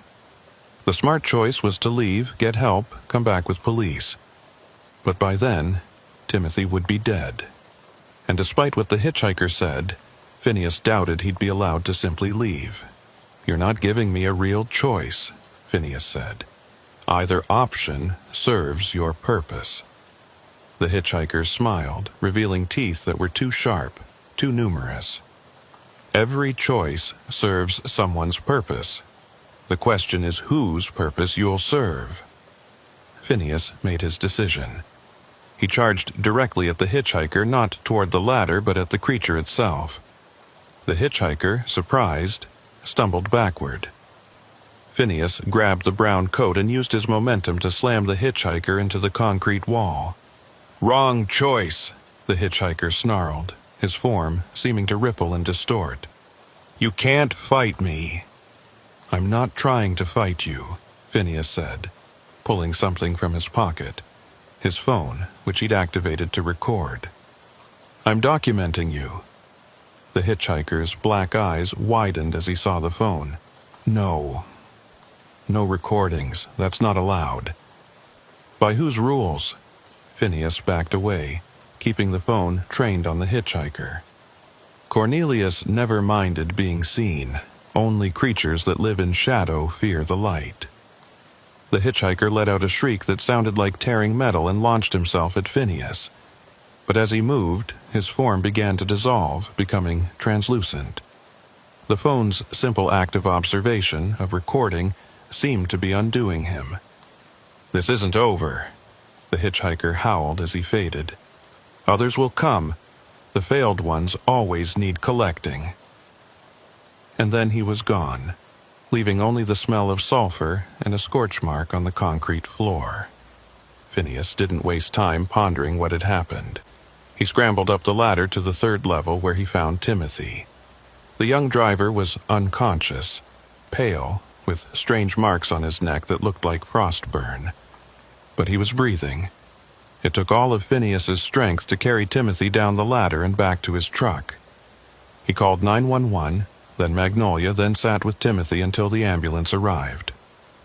The paramedics said it looked like severe hypothermia, though the temperature hadn't been below freezing. Timothy recovered, though he had no memory of what happened after he stopped to investigate what he thought was an abandoned vehicle.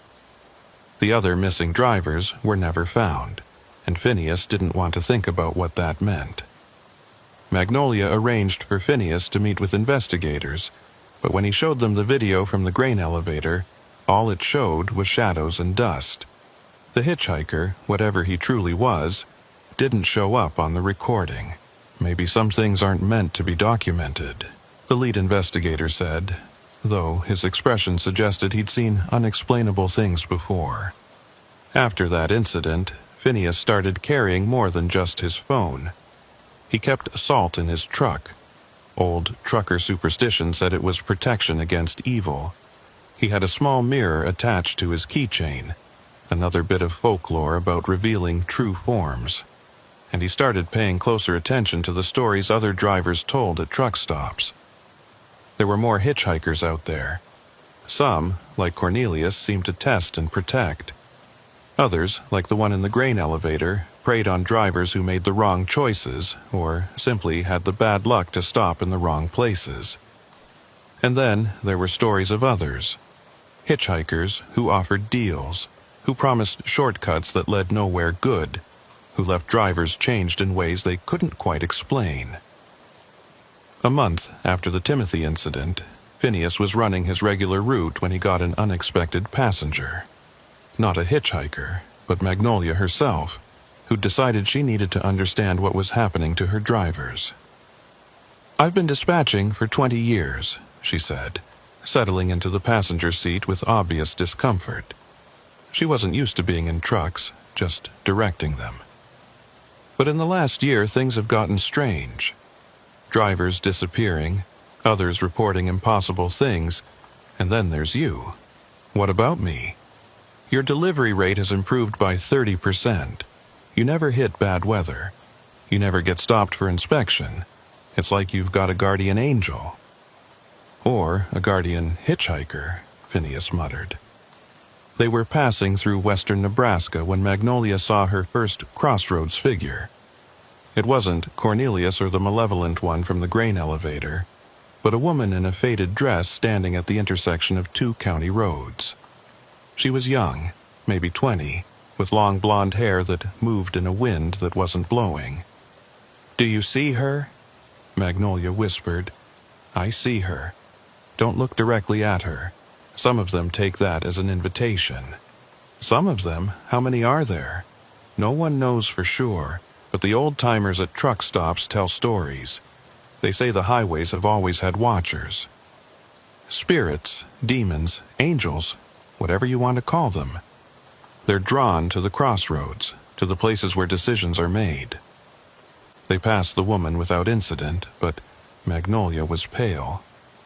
"This is insane. This can't be real." "Real is relative out here," Phineas said. "The important thing is knowing how to navigate it. Most hitchhikers won't bother you if you don't engage. The dangerous ones, well, you learn to recognize the signs." "What signs?" "They appear in multiple places too quickly. They know things they shouldn't. They're too perfect or too wrong, never quite human, and they always appear at crossroads, never on straight stretches of road." As if summoned by the conversation, a figure appeared ahead. But this one was different. It was Cornelius standing in the middle of the road, hand raised in a stop gesture. Phineas immediately hit the brakes. "Something's wrong. Cornelius said we wouldn't meet again." The truck came to a stop 20 feet from where Cornelius stood. The hitchhiker approached, his black eyes reflecting the headlights like mirrors. "Phineas," he said, his voice carrying despite the distance. "And the dispatcher Magnolia. Good, I need to warn you both." "Warn us about what?" Phineas called out. "The one you encountered at the grain elevator. He was just a scout. There are more coming. They're angry that you saved Timothy, that you've been teaching other drivers how to protect themselves." Cornelius moved closer, and Magnolia gasped at the sight of his eyes. "They're going to target your company specifically. Every driver you dispatch, Magnolia, will be at risk." "Why our company?" Magnolia asked, finding her voice. "Because you're fighting back. Because Phineas has shown others that these things can be resisted. Because your drivers are starting to carry protections, share information, look out for each other." Cornelius smiled slightly. "You're disrupting the natural order. Some of us approve. Others do not." "What can we do?" Phineas asked. "Adapt, evolve. The old protections help. Salt, iron, mirrors, recordings. But the best protection is community. Drivers watching out for each other, sharing information about dangerous areas, never leaving anyone alone on dangerous routes." Cornelius started to fade. "And Phineas, you're going to face another test soon. Not from me, but from them. They want to break you, to prove that even the protected can fall. Be ready." He vanished, leaving Phineas and Magnolia alone on the empty highway. "We need to warn everyone," Magnolia said, already pulling out her phone. "Every driver in our fleet. They won't all believe you. Then we'll make believers out of them. Training seminars, new safety protocols, whatever it takes." She looked at Phineas. "You're going to help me. You've been through this, survived it. The drivers will listen to you." So began a strange new chapter in Phineas's career. By day, he continued his regular routes. By night, he worked with Magnolia to develop what they called the Crossroads Protocol, a set of guidelines for dealing with unusual situations on remote highways. They distributed mirrors to every driver, for checking blind spots, officially, but really for revealing true forms. They mandated that all trucks carry salt, for dealing with ice, they said, though the real reason was different. They installed new GPS trackers that couldn't be disabled easily, and they instituted a buddy system for dangerous routes. Some drivers thought it was excessive, paranoid even, until they started encountering the hitchhikers themselves. The reports came in slowly at first. A driver named Marcus saw a figure that appeared at 3 different intersections within minutes. Another driver, Sarah, picked up what she thought was a stranded motorist, only to have them vanish from her cab mid-conversation, leaving only the smell of sulfur. A team driver pair reported being followed by the same hitchhiker for over 200 miles, always maintaining the exact same distance. But the protocols were working. Drivers were escaping situations that might have ended badly. They were protecting each other, sharing information, refusing to be isolated victims. Then came the night of January 15th, exactly 2 months after Cornelius's warning. Phineas was hauling a load of agricultural equipment through Kansas, the temperature well below freezing, when his CB radio crackled to life with a desperate call. "Emergency! Emergency! This is Silver Dollar on Highway 183, mile marker 47. They're surrounding me. Multiple hitchhikers all around my truck." Phineas recognized the voice. A young woman driver named Janet, who just started 3 months ago. He was only about 10 miles from her location. "Silver Dollar, this is Midwest Phantom. I'm coming to you. Keep your doors locked and your mirrors visible. They're on my truck. On the roof. On the hood. Oh God, their faces." The transmission cut to static. Phineas pushed his truck harder, engine roaring through the frozen night. He called Magnolia, who immediately started vectoring other drivers toward the location. But Phineas knew he'd get there first. When Phineas arrived at mile marker 47, the scene that greeted him defied rational explanation. Janet's truck was stopped in the middle of the highway, hazard lights blinking in a rhythmic pattern that seemed almost hypnotic. But it was what surrounded the truck that made Phineas's blood run cold. There were at least 7 figures circling the vehicle, all in variations of that brown coat he'd come to associate with the hitchhikers. But these weren't moving like humans. They flowed around the truck like smoke, sometimes solid, sometimes translucent, their faces shifting between human features and something far more disturbing. Hollow sockets where eyes should be, mouths that opened too wide, expressions of hunger that belonged on no living thing. Janet was visible in the cab, pressed against the driver's seat, holding up a small mirror that seemed to be keeping the creatures at bay. Every time one got close to the windows, the reflection would make it recoil with a sound like steam hitting ice.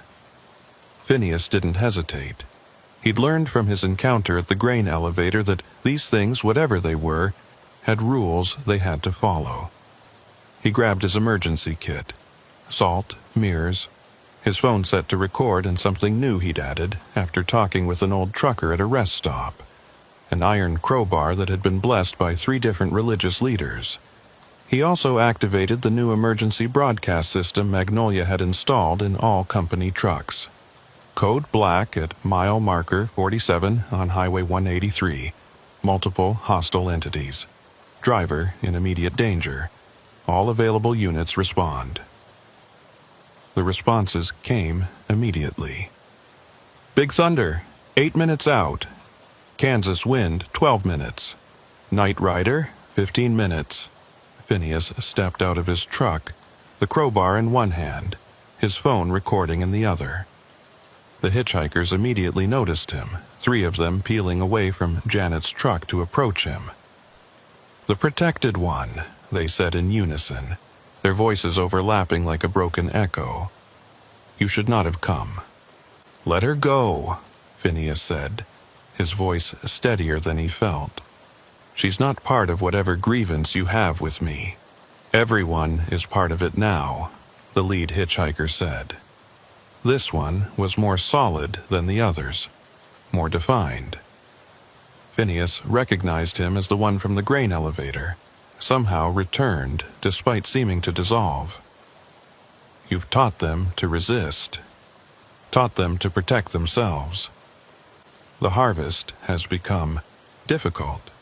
Harvest, souls, driver, decisions, choices, every crossroads creates energy, and we feed on the ones who choose poorly. But your kind has learned to choose better, to help each other. You're starving us." "Good," Phineas said, moving closer to Janet's truck. "Maybe you should find a different food source." The hitchhiker laughed, that terrible sound of tearing metal. "Oh, we will, starting with you and everyone you've taught. Tonight, we break the protection Cornelius placed on you. Tonight, you fail your final test." They rushed him simultaneously, moving with that impossible flowing motion. Phineas swung the iron crowbar and it connected with the first hitchhiker with a sound like a thunderclap. The creature shrieked and dispersed into smoke, but reformed moments later, angrier and more distorted. The second hitchhiker grabbed Phineas's arm, and immediately he felt a cold that went beyond temperature. A draining sensation, like something vital was being pulled from him. He pressed his phone against the creature, the recording light blinking, and again it recoiled. But the third one was smarter. It went for his tools, knocking the phone from his hand, scattering the salt he'd been reaching for. Phineas was down to just the crowbar and his own determination. That's when he heard the horns. Not just one, but multiple. The cavalry was arriving early. Big Thunder's freightliner came roaring up, high beams blazing, and the driver, a mountain of a man named Jim, jumped out carrying what looked like an industrial-sized salt spreader, the kind used for icy roads.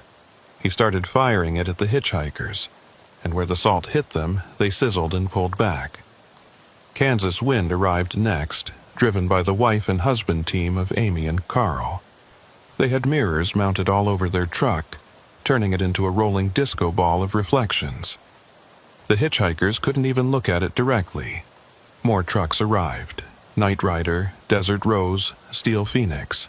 Within minutes, there were 8 big rigs forming a circle around Janet's truck, their lights creating a barrier of illumination that the hitchhikers seemed unable or unwilling to cross. But the creatures weren't retreating. They were waiting. "You think your lights and salt will save you?" the lead hitchhiker called out. "You think your community makes you strong? Let us show you what real power looks like." The temperature dropped 20 degrees in seconds. Frost spread across the truck's windshields despite their running engines. The lights flickered, dimmed, and for a moment, darkness threatened to reclaim the circle. That's when Magnolia's voice crackled over everyone's CB simultaneously. "All drivers, execute Protocol 7, now!" Protocol 7 was something Magnolia and Phineas had developed but never tested, a coordinated response using everything they'd learned about these entities. Every driver grabbed their emergency mirror and held it outward. Every truck's horn sounded simultaneously, the combined noise creating a wall of sound that made the hitchhikers flinch. And from every cab, drivers threw salt in perfect synchronization. The effect was immediate and dramatic. The hitchhikers writhed, their forms becoming unstable, flickering between solid and smoke. But still, they didn't flee. "Fools!" the lead hitchhiker snarled. "You delay the inevitable. We are eternal. We have haunted these roads since before they were paved, and we will remain long after your dust." That's when another voice cut through the chaos. Calm, measured, familiar. "No, you won't." Cornelius stood at the edge of the circle, but he wasn't alone.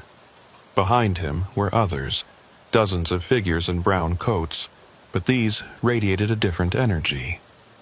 Where the hostile hitchhikers were hungry and dark, these seemed protective, almost luminous. "The Guardians," someone whispered over the CB. "You've broken the rules," Cornelius said to the hostile hitchhikers. "Attacking en masse, targeting protected individuals, attempting to harvest by force rather than choice. The covenant is broken." "The covenant was already broken when you chose favorites," the lead hitchhiker spat. "When you started actively protecting them. I protect those who prove themselves worthy through their choices. You prey on anyone vulnerable. That is the difference between us." Cornelius stepped forward, and the hostile hitchhikers actually backed away. "Leave now, or face judgment." "This isn't over, Cornelius. The roads are changing. The old ways are dying. Soon there won't be enough choices, enough crossroads to sustain any of us. What will you do then?" "Adapt," Cornelius said simply, "as the worthy always have." The hostile hitchhikers let out a collective shriek that shattered 2 windshields, then dissolved into smoke that was caught by the wind and scattered across the plains. Within moments, there was no sign they'd ever been there except for scorch marks on the asphalt and the frost on the trucks. Janet finally emerged from her cab, shaking but unharmed. The drivers gathered around her, offering comfort, checking she was okay. But Phineas approached Cornelius, who was standing apart from the other guardians. "Why did you really come?" Phineas asked. "This wasn't just about saving us." Cornelius smiled sadly, perceptive as always. "You're right. The hostile one spoke truth about one thing. The roads are changing. Autonomous vehicles, GPS tracking, satellite surveillance. The mystery is leaving the highways, and with it, we're losing our purpose. So, what happens to you? We adapt, as I said. Some of us are learning to exist in new ways, finding crossroads in digital spaces, decision points in virtual realms. Others," he gestured to where the hostile hitchhikers had vanished. "Others refuse to change and become more desperate, more dangerous. And you? I'm investing in humanity. In people like you who understand that the crossroads isn't about the physical intersection, it's about the choice. Every moment of decision is a crossroads, whether it's on a highway or in a hospital or at a computer screen." Cornelius looked at the assembled drivers. "You've all chosen to protect each other.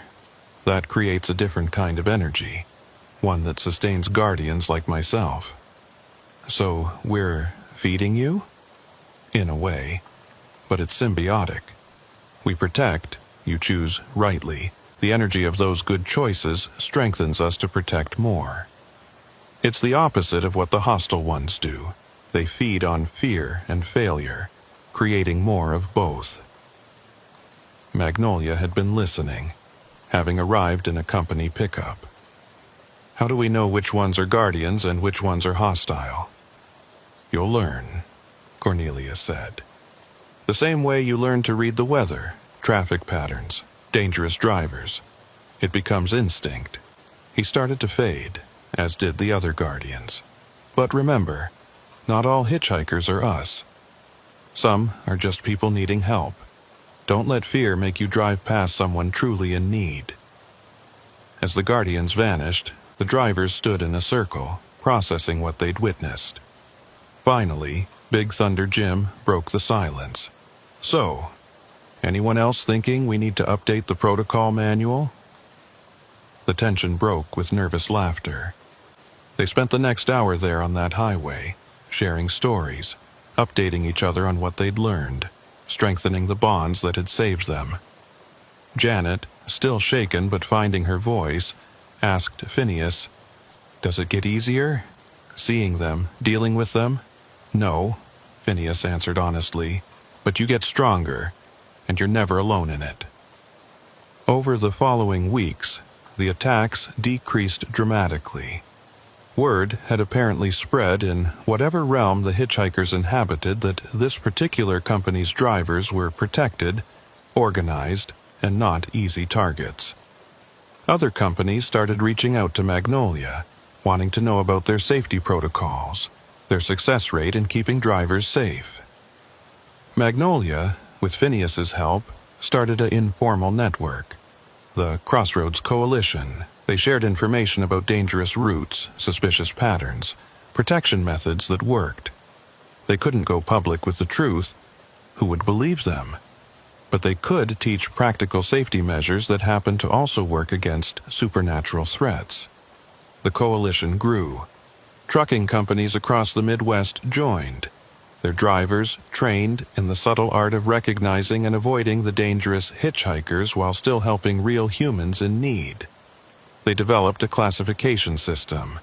Type A, guardians like Cornelius, generally benevolent but still to be treated with caution. Type B, hostile entities that fed on fear and poor choices. Type C, neutral entities that seemed more curious than dangerous. Type D, unknown or unclassified. They also developed response protocols for each type, ways to protect oneself without escalating confrontation. The iron and salt worked on Type B. Mirrors revealed true forms of all types. Recording devices caused most to retreat, or at least behave less aggressively. 6 months after the mass attack, Phineas was training a new batch of drivers in Crossroads Protocol when one of them, a young woman named Patricia, raised her hand. "This is all pretty hard to believe," she said. "Supernatural hitchhikers? Guardian spirits? It sounds like trucker ghost stories." Before Phineas could respond, the temperature in the training room dropped noticeably. Every driver's breath became visible, and on the whiteboard behind Phineas words appeared as if written by an invisible hand. Some stories are true. The writing faded as quickly as it had appeared. The temperature returned to normal, and Patricia didn't ask any more skeptical questions. That night, Phineas was driving his regular route when he realized he was being followed. Not by hostile hitchhikers, but by another truck maintaining perfect distance behind him. After 30 miles of this, his CB crackled. "Phineas, this is Cornelius." Phineas nearly drove off the road. "You're driving now?" "Adapting, remember? I've taken corporeal form temporarily. I need to show you something." They pulled off at the next rest stop. The truck Cornelius was driving looked normal enough, though Phineas noticed it had no company logos, no DIOT numbers, nothing identifying at all. Cornelius led him to a picnic area behind the rest stop, away from other drivers. "The coalition you've built is working better than you know. The hostile ones are struggling, some are even converting, choosing to become guardians rather than predators. That's good, right?" "Yes, but it's also causing upheaval in our realm. There are those who believe the old ways should be preserved, that humans and our kind should remain separate. They're planning something." "Another attack?" "No, something more subtle. They're going to try to discredit your coalition, make you all look insane. Staged incidents, manipulated footage, whispered rumors.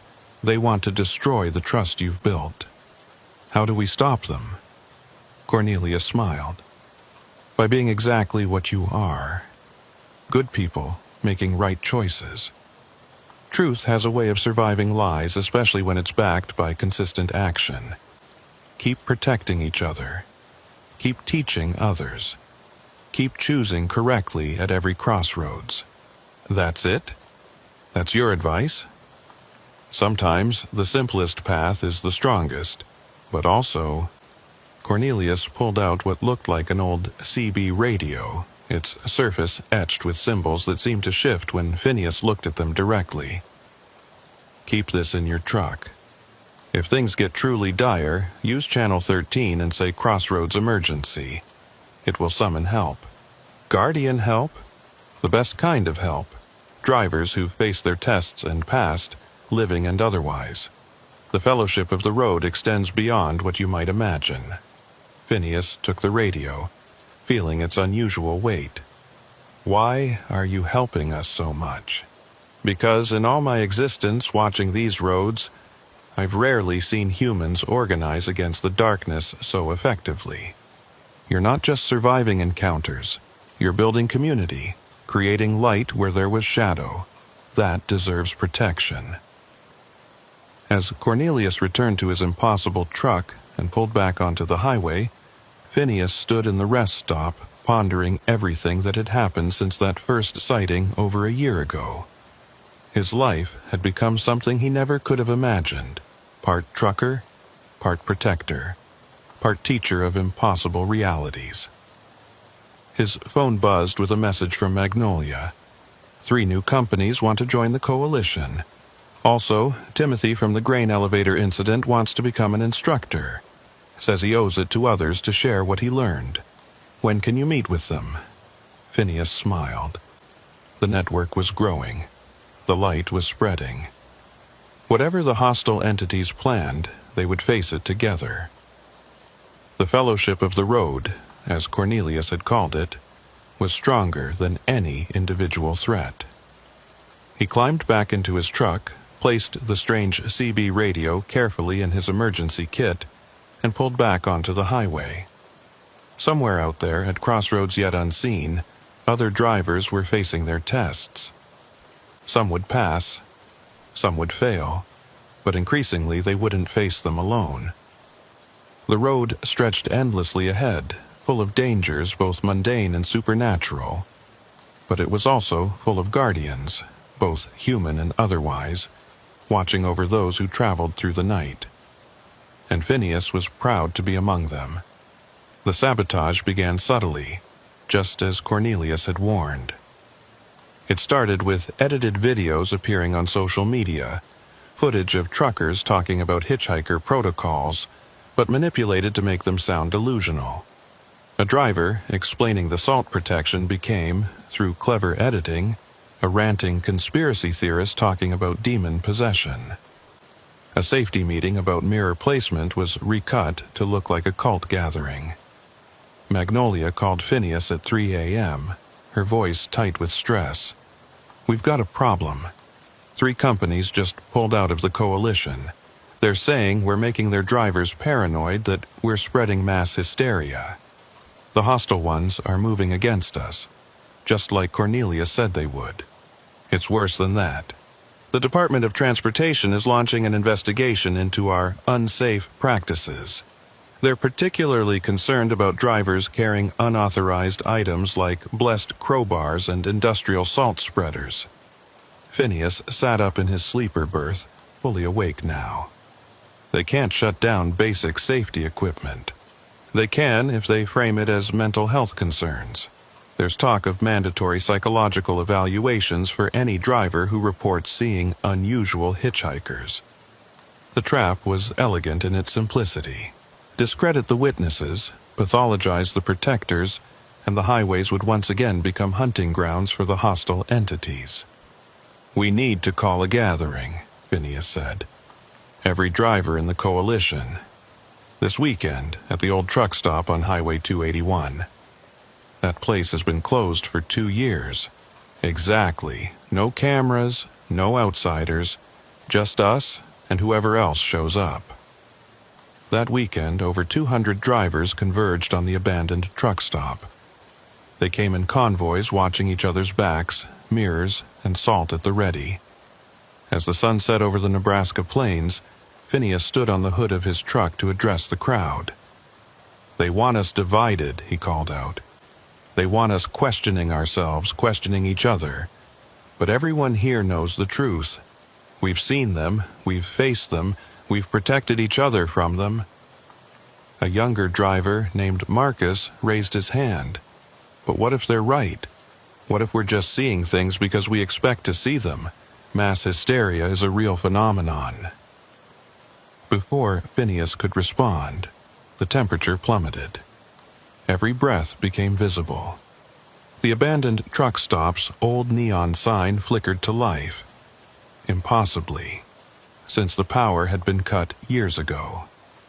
And in that stuttering light they appeared. Dozens of them. Not just the hostile ones, but guardians too.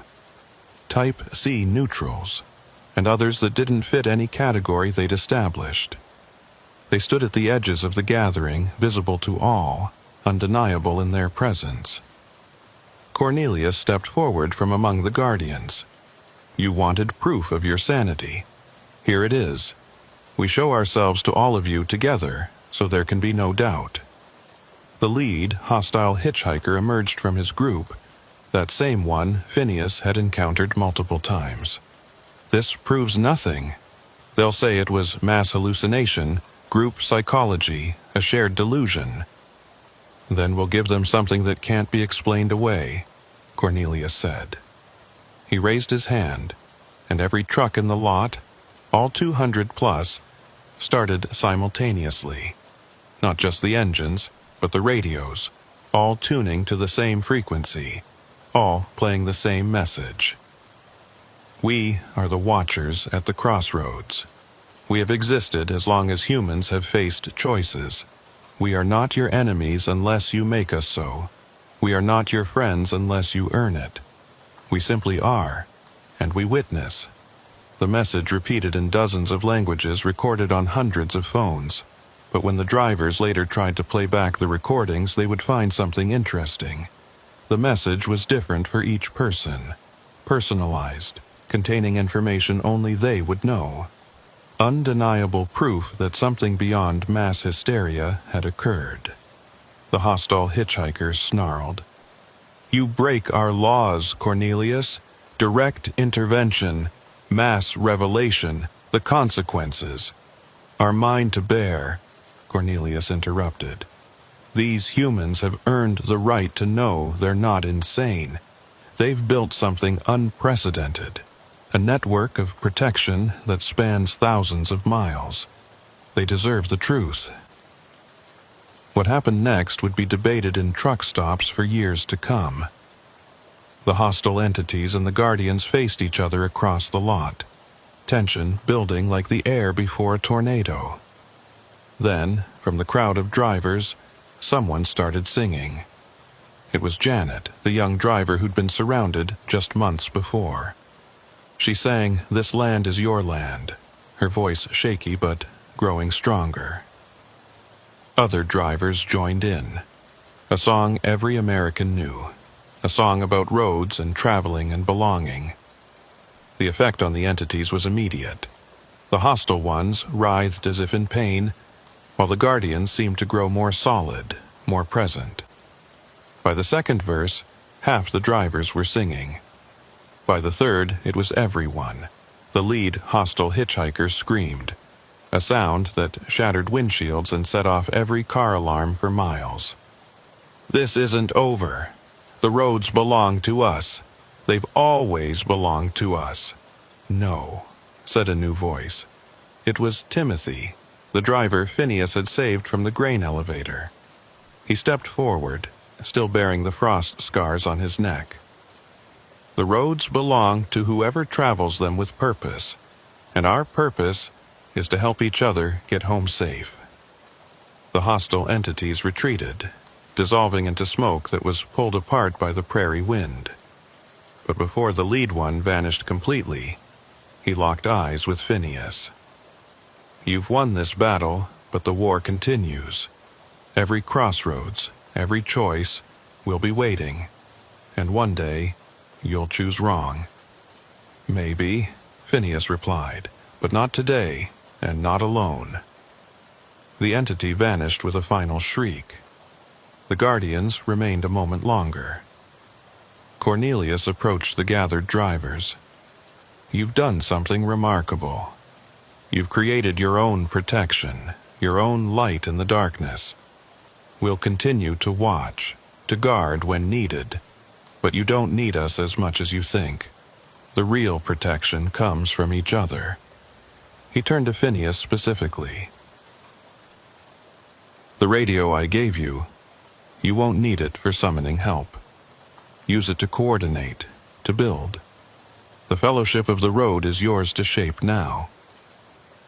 With that, the Guardians faded, leaving 200 drivers standing in an abandoned truck stop, forever changed by what they'd witnessed.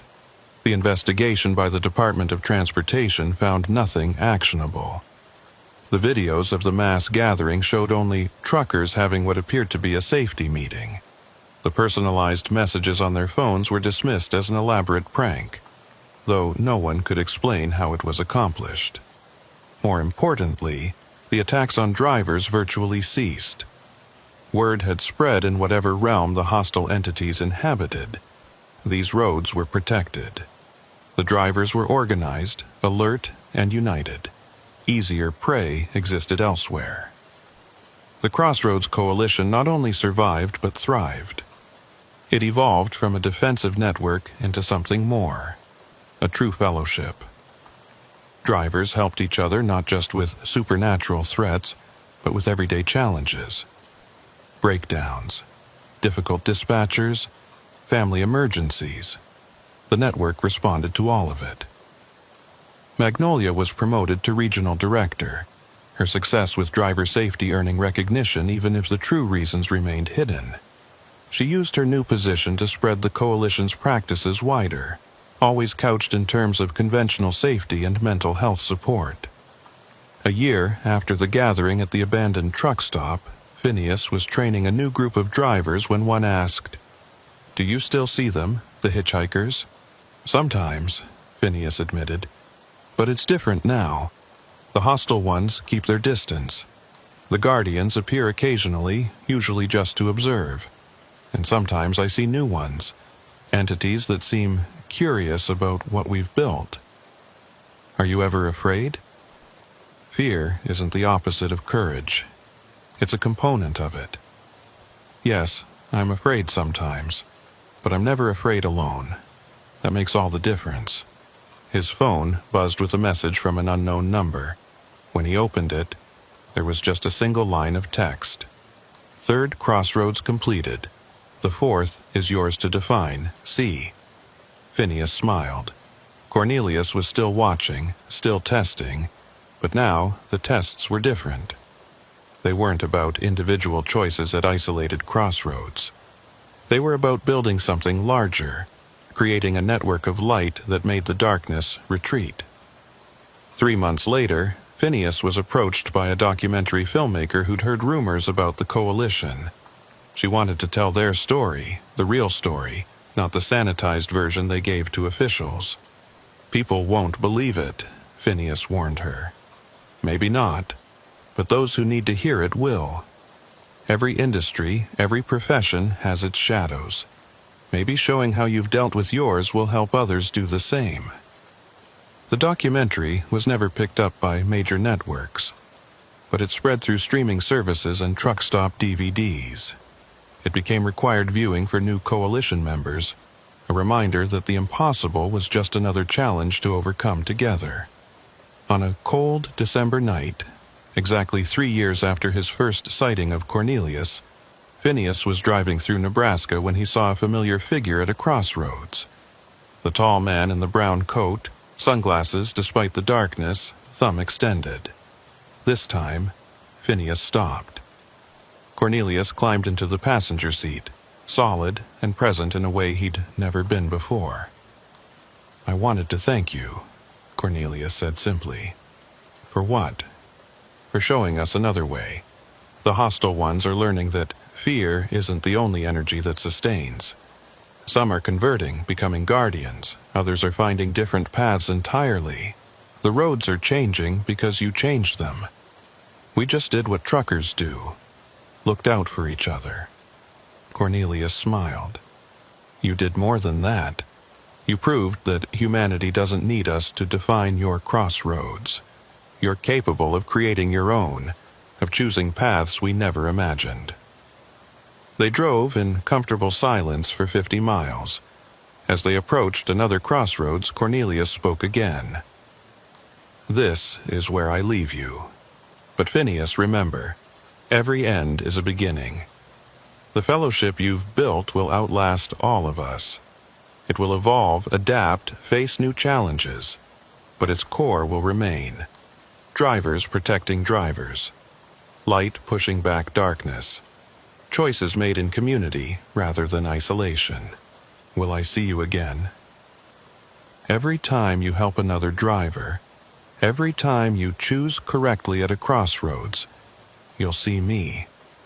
Maybe not this form, but the essence of what I represent. The guardian that exists in every person who chooses to protect rather than prey. Cornelius stepped out of the truck and walked to the center of the crossroads. He raised his hand in farewell, then simply faded into the darkness. But it wasn't a disappearance. It was a dispersal, spreading out along every road that led from that intersection. Phineas sat there for a moment, engine idling, watching the empty crossroads. Then his CB crackled to life. Breaker 19, this is Lost Lamb, southbound on 281. My engine's making a weird noise and I'm scared to stop out here alone. Anyone nearby? Phineas grabbed the mic. Lost Lamb, this is Midwest Phantom. I'm 5 miles from you. Find a safe spot to pull over and keep your doors locked. I'm coming to you. Thank God. I heard about you guys, the Coalition. Is it true you help anyone who calls? That's what we do, Phineas said, already turning his truck around. No one drives alone on our watch. As he headed toward the stranded driver, Phineas thought about all the crossroads ahead. Personal, professional, supernatural, and mundane. Each one a choice. Each choice defining who they were and who they would become. The Coalition now had chapters in 12 states. The mysterious hitchhiker sightings had dropped by 80%. Drivers were safer, both from conventional and unconventional threats. They'd built something that transcended the original threat, creating a community that would endure long after the last hitchhiker faded from the roads. 5 years later, when Phineas finally retired from driving, he didn't leave the Coalition. He became its historian and trainer, teaching new generations of drivers about the crossroads they'd face. Some students believed every word about the supernatural encounters. Others thought they were metaphors for the choices and challenges of the road. It didn't matter which they believed, as long as they learned the core truth. Together, they were stronger than any darkness. On his final official day as a driver, Phineas took one last run down Highway 281. At every crossroads he thought he saw a figure standing watch, sometimes in a brown coat, sometimes in modern clothes, sometimes just a shimmer in the air. Guardians all, watching over the roads they'd helped make safe. His CB crackled one final time as he pulled into his home terminal. It was Magnolia, now running the Coalition's national operations. Phineas, we just got word. The DOT is officially recognizing our safety protocols. They're recommending them industry-wide. We did it. No, Phineas corrected. We're doing it. Present tense. The work never really ends. The eternal crossroads? Something like that. Every day, every choice, every mile of road. We keep watching, keep protecting, keep choosing right. As he parked his truck for the last time, Phineas saw something in his mirror. A figure in a brown coat, standing by the terminal gate. But when he turned to look directly, it was just another driver, headed out for a night run, CB antenna bobbing, mirrors gleaming, salt container visible on the dashboard. The fellowship of the road continued. That night, Phineas had a dream. He was standing at a massive crossroads. not of highways but of light, beams stretching in every direction, each one a path taken by a driver he'd trained, helped, or saved. The network spread beyond the horizon, an interconnected web of protection and purpose.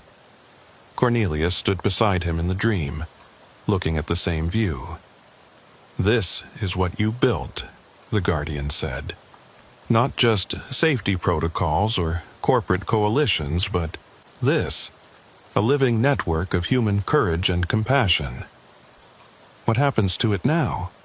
It grows. It evolves. It faces new challenges as the roads change, as technology advances, as the world shifts. But the core remains. People helping people, light defeating darkness, the eternal choice at every crossroads to be better than our fears." When Phineas woke, he found a message on his phone from an unknown number. It was coordinates, a crossroads in Montana where 3 drivers had recently reported strange sightings. The coalition was already responding, but they wanted his expertise. Retirement, it seemed, would have to wait.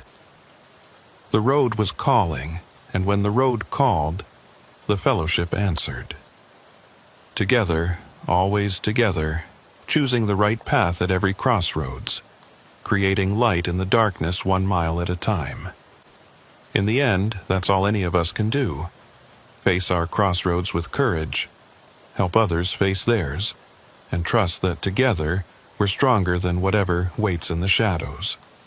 The hitchhikers still appear on remote highways, standing at crossroads with their thumbs extended. Some are hostile, some are guardians, some are simply observers of the endless human drama playing out on asphalt rivers. But they all know now. These roads are protected by something more powerful than any supernatural entity. They're protected by ordinary people who chose to be extraordinary when it mattered most. The fellowship of the road endures. 10 years passed. The Crossroads Coalition had become something none of them could have imagined. A nationwide network with international connections, officially recognized by the Department of Transportation, unofficially known among truckers as the only real protection against things that shouldn't exist but did. Phineas, now in his late 50s, ran the Coalition's training center in Nebraska. It was built, perhaps not coincidentally, at a major crossroads where 5 highways met. The building itself was modern, efficient, filled with the latest safety equipment and training simulators. But everyone who worked there knew about the sub-basement room that nobody talked about in official reports. The one with walls lined with mirrors, circles of salt permanently embedded in the floor, and iron fixtures on every door. It was a Thursday morning when everything changed again. Magnolia, now head of national operations, called him directly. Her voice had that edge he'd learned to recognize. Something significant had happened. "Phineas, we've got a situation. Remember that documentary about us from 5 years ago? The one that barely anyone watched? Well, someone watched it. Someone important. The CEO of Continental Logistics just called. They've been having incidents. 12 drivers missing in the last month, all on the same route through Wyoming. Local authorities are baffled. The CEO wants to hire us as consultants. Officially, full disclosure, hazard pay, and complete autonomy in how we handle it. Phineas, this could change everything. If we succeed here, we become legitimate. No more hiding what we do, no more coded language in our reports." Phineas was quiet for a moment, thinking. What kind of incidents? Different from our usual. Drivers aren't seeing hitchhikers. They're seeing other trucks, identical to their own, down to the license plates. The double follows them for miles. Then, at some point, the driver realizes they're following themselves. When they try to confront the double, both they and their original truck vanish. That's new, and outside our expertise. But here's the thing. 3 of the missing Continental drivers had our training. They knew the protocols, carried the protections. Whatever this is, it's adapted to our methods. Phineas stood up, pacing his office. Through the window he could see new trainees practicing emergency maneuvers in the yard. Young faces, eager and unaware of how deep the darkness could go. "I'll take a team," he said. "Timothy, Janet, Marcus. They've all faced different types of encounters. We'll need variety and experience." "There's one more thing," Magnolia added. "Continental's CEO, a woman named Margaret Sterling, she says she's been having dreams. The same dream every night for 2 weeks. She's standing at a crossroads in Wyoming, and there's someone waiting for her there. Someone in a brown coat." Phineas felt a chill. Cornelius. Or something pretending to be him. Either way, she says the dream always ends the same way. The figure tells her that the Fellowship of the Road has failed its final test. The team assembled within 24 hours. Timothy, still bearing his frost scars but now one of their best investigators. Janet, who'd developed an uncanny ability to sense hostile entities before they manifested. Marcus, whose 3-year study of crossroads patterns had revealed migration routes for various entity types. And Phineas carrying the strange CB radio Cornelius had given him years ago. They drove in convoy to Wyoming, taking the exact route the missing drivers had traveled. It was beautiful country. Mountains, forests, endless sky. But there was something wrong with it, too. The shadows fell at strange angles. Birds flew in patterns that made no sense. And every crossroads they passed felt watched. It was Janet who noticed it first. "We're being paced," she said over the CB. "Check your mirrors." Behind them, maintaining perfect distance, was another convoy. 4 trucks identical to theirs, down to the license plates and DOT numbers. But the windows were dark, too dark to see the drivers. "Protocol 7, Marcus suggested. "No," Phineas said. "This isn't like the others. Pull over at the next rest stop. All together. Nobody alone." The rest stop was deserted, despite being midday. They parked in a defensive formation, watching as their doubles pulled in behind them. For 10 minutes, nothing happened. Then the door of the duplicate Phineas's truck opened. What stepped out looked like Phineas, but wrong. The features were perfect, the clothes identical, but the eyes were like looking into an abyss. Not black like Cornelius's, but empty, as if nothing existed behind them. The other doubles emerged from their trucks, perfect copies, all wrong in the same indefinable way. The Phineas double spoke, its voice exactly matching his but devoid of any emotion. "You have protected the roads for 10 years. You have built a fellowship that spans the nation, but you have forgotten the first rule of the crossroads." "What rule?" Phineas asked. "Every choice creates a shadow. Every path taken leaves a path untaken. Every person saved leaves someone unsaved. We are your shadows, the accumulation of all the choices you didn't make, all the drivers you couldn't save." Timothy stepped forward. "You're not real. You're some kind of manifestation, an entity trying to—" His double interrupted. "We are more real than you know. Every time you succeeded, we were created from your failure to fail. Every light you kindled cast us as shadows. And now, after 10 years, we have gained enough substance to act." "What do you want?" Janet demanded. Her double smiled, an expression that looked deeply wrong on features meant to be Janet's. "To complete the pattern. You exist, therefore we must exist. You save, therefore we must condemn. Balance must be maintained." "That's not how it works," Phineas said. "Cornelius never mentioned—" "Cornelius," all 4 doubles said in unison, "is gone.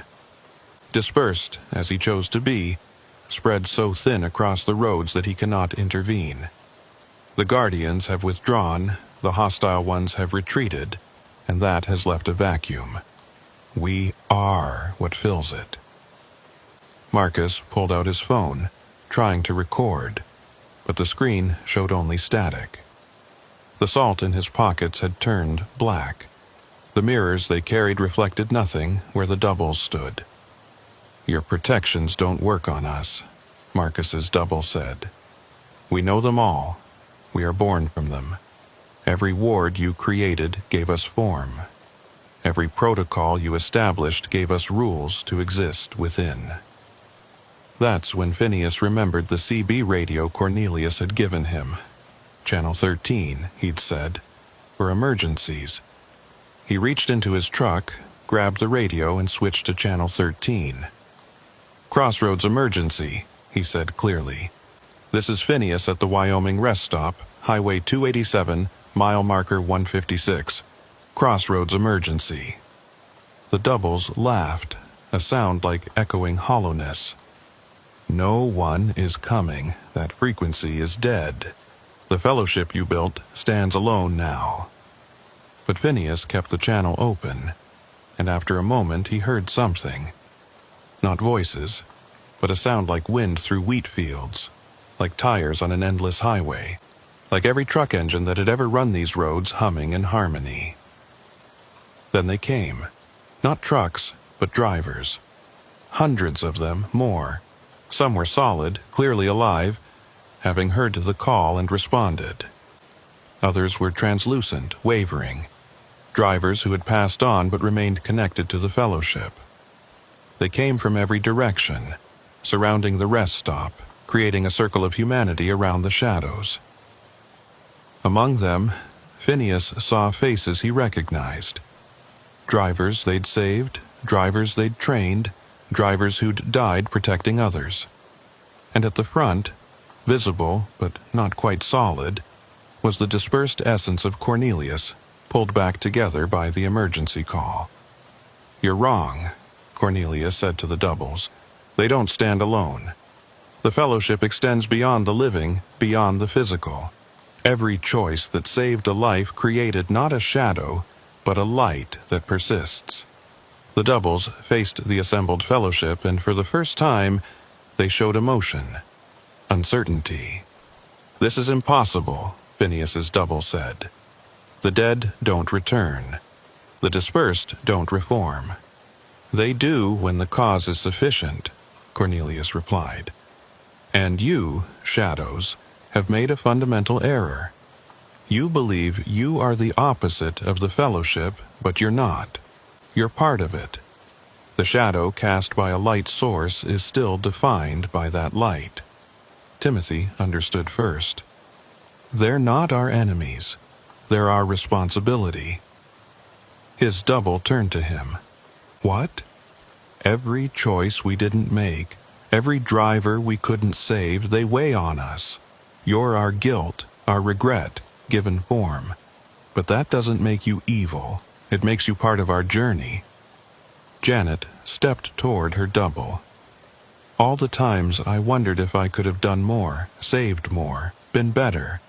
That's you, isn't it?" Her double nodded slowly, the emptiness in its eyes filling with something else. Sadness, perhaps, or understanding. Marcus addressed his shadow. "You exist because we're not perfect.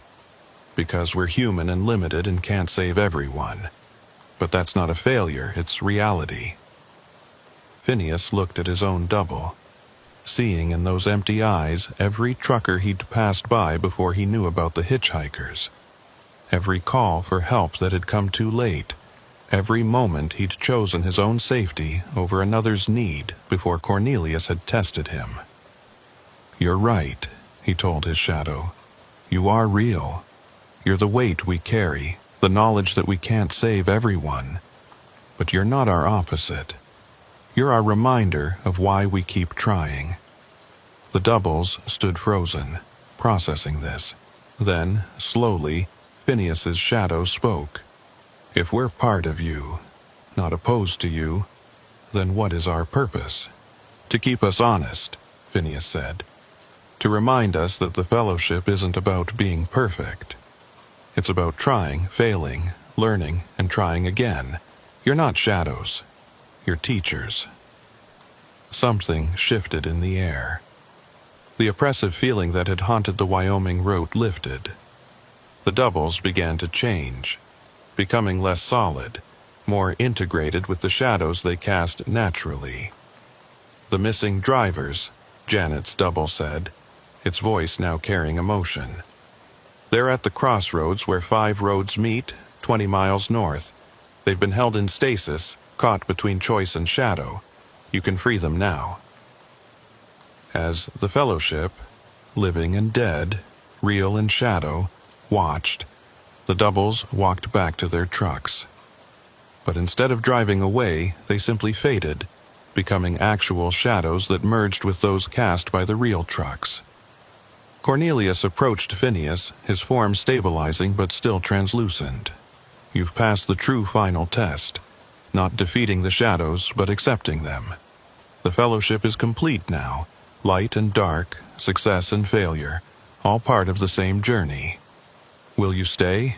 Phineas asked. I can't. I chose to disperse, to become part of every road.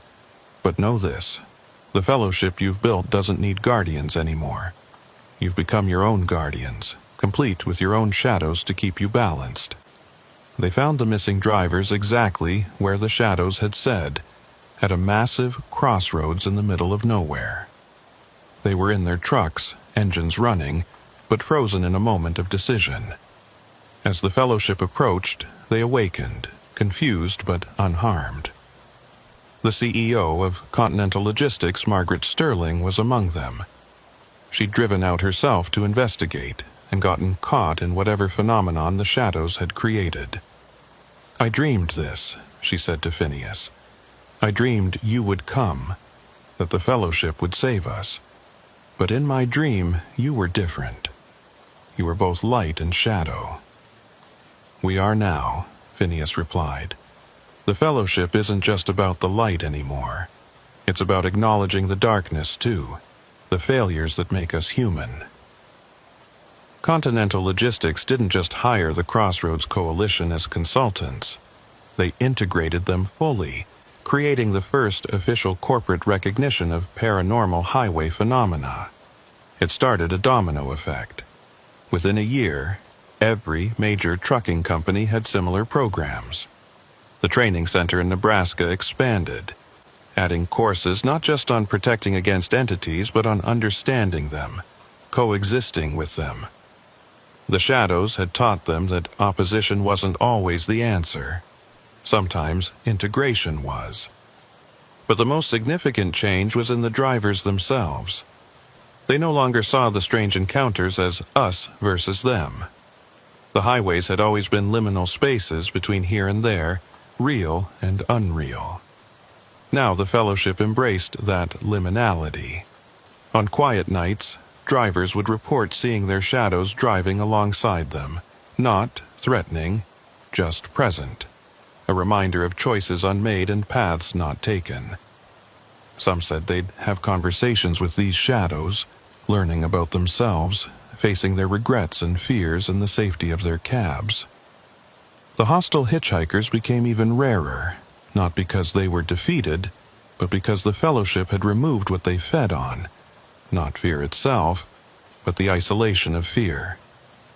When every driver knew they were part of something larger, when even their shadows were integrated into their journey, there was nothing for the hostile ones to exploit.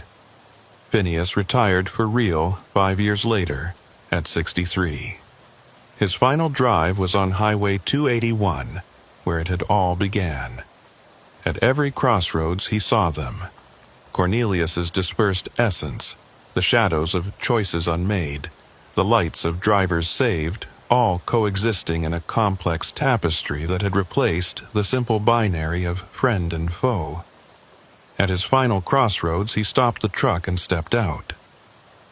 The shadow that emerged from the other side wasn't hostile or empty. It was him, but representing every other life he could have lived if he'd made different choices. Any regrets? His shadow asked. Phineas thought about it. No, every choice led here, to this moment, to this fellowship. The paths not taken made the path I took meaningful. Then our work is done, the shadow said, and for the first time it smiled with genuine warmth. The roads are safe, not because the darkness is defeated, but because the light and dark have learned to travel together. As Phineas drove away from that final crossroads, he saw in his mirrors that his shadow wasn't following. It was riding with him, no longer separate but integrated, complete. The fellowship of the road had evolved into something unprecedented, a community that embraced both its successes and failures, its light and shadows creating a protection network that transcended simple good versus evil. The roads were safer not because the threats were gone, but because the drivers had become complete, carrying their shadows with them as teachers rather than enemies. And at crossroads across the nation, new drivers were learning this truth, that the real test wasn't choosing between light and dark, but learning to drive with both, creating their own path through the eternal twilight of the American highway. The fellowship endures complete now, shadow and light united in the eternal journey home.